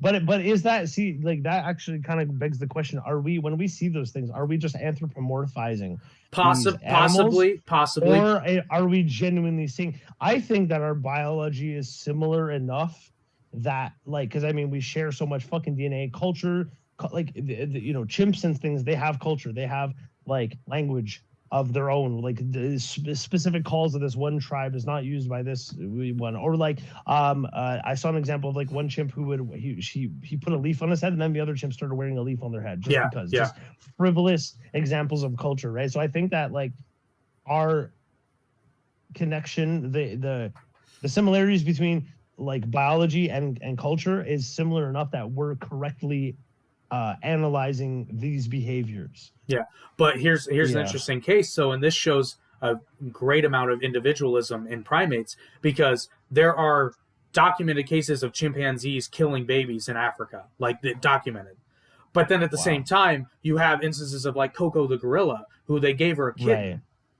Right, and then she cared for the kitten. Right. Yeah, she was sad when the kitten died. Right. And since they taught her sign language, she was able to articulate that. She was actually articulating more than just that. She made up her own words. She saw a helicopter, right? There's one story, she saw a helicopter. She didn't have the words for it, so she called it a fucking flying skybird or something like that. Yeah, something like that, yeah. But you should put that abstract concept together using the words that she already had. Yeah, right? 100%. Yeah. But then you've also seen, now granted, chimps are kind of an anomaly in this, because chimps are extremely violent animals, or they can be. Very, very. They're even more. They're much more violent, I think, than gorillas and much more. Now, bonobos are the closest, I think, genetically to humans. And what's interesting is that they're the most social of the great apes in terms of being more like our social group is what I mean. Because all the great apes are social to a certain extent, but bonobos are probably the closest to our. Now, bonobos are fucking fascinating, because for a very, very long time they were thought to just be like regular chimpanzees, but now they're actually documented as a separate species because there are so many behavioral differences. But if you get out of the classification system, I mean, they're not that dissimilar to chimps. In fact, you could make the argument that they're just a subsection of chimpanzees because they're so similar. Yeah, they even look like they look like chimps. If you don't know the difference between a bonobo and a chimp, you wouldn't know. Yeah, you wouldn't know. They look the fucking same. Yeah. Yeah, 100%. But yeah, I've seen a lot of those things where you can see. I've seen so many of those things where they're just I'm not going to say they're evolving, but they're getting smarter. Yeah, 100%. They're getting smarter. What's fucking crazy is that they're doing it without human intervention, because generally the attitude that conservationists take is like, let them develop on their own, like they don't get involved, right? And like they're developing these techniques, hunting techniques, using tools. They're doing that of their own accord, which I think like that's the really crazy fucking thing. And also that also ties into the whole aliens thing, because it's like, look, if apes are following the same evolutionary path as we are and we're not intervening, then why the fuck wouldn't it happen elsewhere in the universe? Like that. I'm a major, yeah. Like, just to me, it's a mathematical impossibility that we're the only planet that has life on it. Like that's right. That's ridiculous. Because right. The other place you're seeing learning behavior like that is in whales in the oceans. Oh man, I watched this fucking crazy thing yesterday about how a scientist has basically discovered a way that we're going to be able to decode, not just decode whale language, but we're going to be able to create like a translation device. And it's basically based on this is the concept. Okay, they explained it. So you take any given language, right, and you create like a sphere of like, you take the words and you see how often the words are used and how often they're used with other words, right? And then based on this like point map, you can correlate it to any other language without having any prior knowledge of the language. That's okay. Crazy. So yes. So do you understand did I explain that correctly though? No, I get it, because like I'll use the example. This is a universal to all language, the verb to be. The concept of being, okay. and they know they multiple times documented that multiple species of whales and dolphins are self-aware. They understand right. They understand the concept of individuality. So they take this one word to be, right? They figure out like in using context clues and those kinds of things, they figure, okay, this is the one particular whale sound that means to be. Okay, then they look at it used in conjunction with other sounds, how often and which other sounds are used, and based on that, they're able to decode the language. And you can do that like process to connect any two languages regardless of prior knowledge of the language. So within our lifetime, within like the next decade, we're going to be able to like efficiently. Sorry, my phone is showing me low percentage. They're gonna be able to like literally have conversations with whales using this technology. Dude, we're gonna have some splaining to do. Yes, we are. And no shit. Yo, why are you dumping so much trash in our home? Like, what the fuck? Well, not only that, it's like, why the fuck are you catching? We're just trying to warn you, and you fuckers are catching us and taking us away and shit. That's kind of like, you ever seen do you watch Rick and Morty? I've seen a few episodes, yeah. Oh man, there was one episode, right, where the whole episode is like, it's like a parody of like Power Rangers, where Rick is trying to collect these robots that like combine to make like a Megazord, kind of like Power Rangers, right? And then they're using these robots to fight these giant bugs, and at the very end of the episode, it's showing like these fucking giant bugs, and they're in a training room. They're like, okay, so we're gonna go and we're gonna what's our mission? It's to show other species the cure for cancer. How do we do it? by transporting. And he's like, chances are, he's like none of you are gonna come back from this. Like, you gotta go and you gotta share this with the humans. So they send one of the bugs, and the bug's there, and he's bigger than everybody. And he's like, okay, I'm just gonna yell the formula: 1 part lemon juice, and he's got all these like fucking helicopters and shit shooting at him. It's really funny. Yeah, I don't know. Oh god, I'm surprised. Great. I'm surprised you're not a bigger Rick and Morty fan. I don't know, man. The episodes I watched, I don't know. I just couldn't really get into it. But I'll tell you, and this I guarantee was just in my own head. But man, every time I see a fucking beluga whale, I feel like it's like staring into my fucking soul. Oh, for sure, man. They're smart as fuck. They're smart as fuck. I saw whales like when I went to Portugal, because like I'm from the Azores, which is a group of islands in the middle of the Atlantic, so you can go on like whale watching tours. And we went on one, and it was not a sperm whale. It was some kind of very big whale. I don't remember. I was like younger, but the whale was just chilling like beside the boat, looking at us, and like it's this fucking thing, like its eye is like And they will, and that's the wild thing is they will, and they're completely aware of what's going on. Like they're not stupid. They know what's good. They're extremely smart. In fact, I've seen some wild ass videos. Like I was watching this one documentary, and this, like, she thought it was weird. It was a humpback whale, and it was like coming for her, and it kept like not hitting her, but it kept like trying to like get above her, and she was freaking right out because she was like, "Oh!" What the and fuck then is the this sharks, thing? Yeah, the sharks, yes. Sorry, but the whale got on like above her. I'm not going to say on top of her, but it got above her. So, like, I mean, yeah, there might be like some weird speculation, but I think it's pretty pretty evident because once the sharks were gone, and this is documented multiple times of whales intervening, whales and dolphins intervening on people's behalf, like when there are sharks in the area.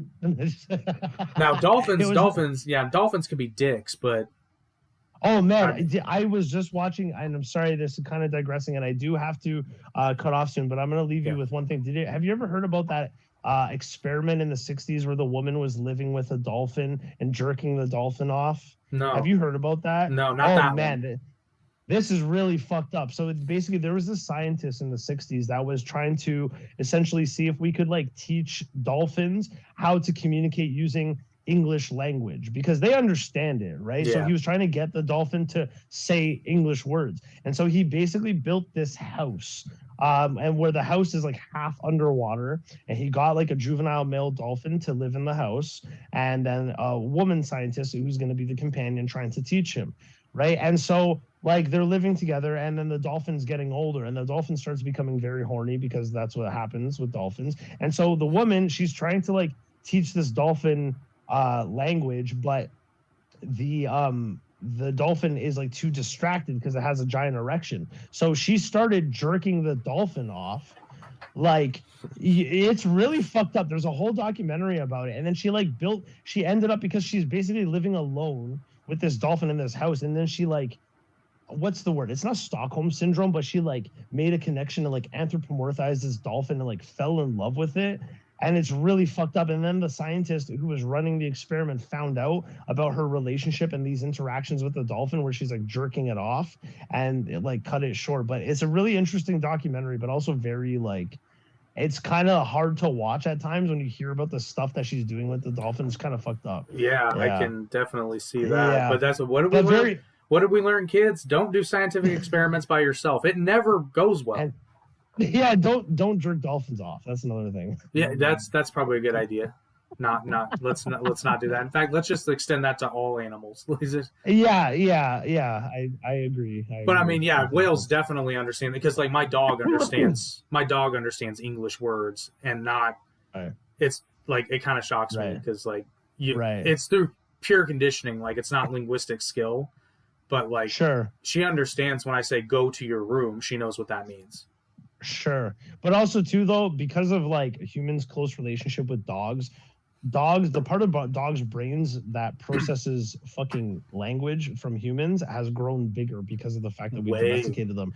Well, because that's like you're finding, and if you look through which part of that is just like somebody being like, oh, I wonder if I can do it. Sure. But I think dogs are getting not necessarily smarter, but definitely more, like you said, linguistically in tune. Well, yeah, but like even the tricks you're seeing these days, like. Right, exactly. No, I think they are getting smarter because of our interactions with them, right? Yeah. Like, because we're exposing fucking domesticated dogs to things that they would not be exposed to in the wild, right? Whether it's types of interactions, whether it's types of food, the quality of life for dogs, right? Like it's much, much greater. So their brains are definitely getting bigger as a result. But did you know that baboons actually kidnap puppies and train them and keep them as guard dogs? Really?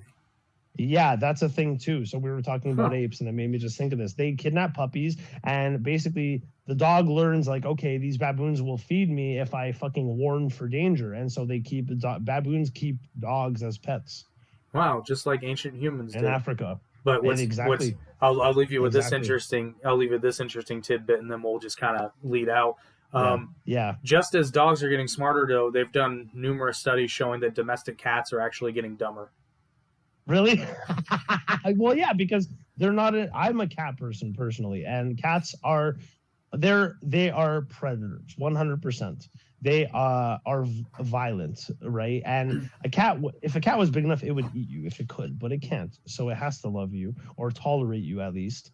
right? And so like they're not subject to the same amount of stimuli that they would be in the wild, and the quality of the food, right? They're not eating enough. They're not eating as much protein as they would in the wild because we feed them fucking cat food, which is like half of its filler. You know what I mean? Yep. I can see that. Makes they're even saying that like they've documented it. Like cats, or domestic cats on the whole, are just getting dumber.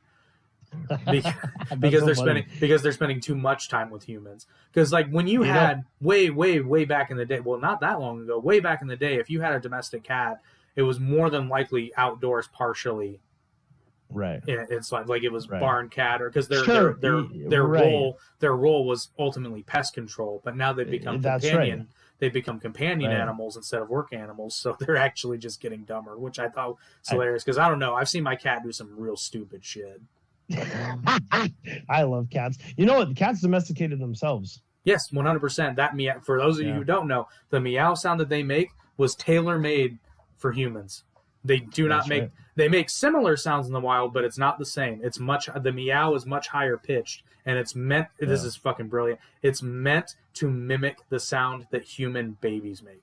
Yeah, that's correct. Yeah. And cats did that shit on their. That's why you see all those funny videos online where like a cat is like screaming or like, but then it sees its owner and then it just switches over. Yep. Yeah, you are certainly a wealth of information, my friend. It is always as are you, man. It's tons of fun. Thanks, bro. Real recognized real. And it's so funny how we met and how this all came about was simply because I seen you guys live stream and I started commenting, and now here we are. It was fucking beautiful, man. That's the whole goal. Beautiful. That's the whole goal of Arete Media and what we're trying to do. We're connecting like minds throughout the world. With that said, it was a pleasure having you on. We'll do a fun cartoon episode on the Average Intelligence podcast one of these days. That would be fantastic. And maybe we can just discuss 90s stuff in general, because I want to talk about creepy crawlers. That'd be fun. Shit. Yep. Yeah, man. Thank you guys. Thank you for having me so much. I hope Eric is doing better as well. Please give him my regards. He is. In fact, well, I'll just go ahead and lead us out. Thank you, everybody, for enjoying this episode of the Arete Podcast. Hopefully you enjoyed it. If not, fuck off.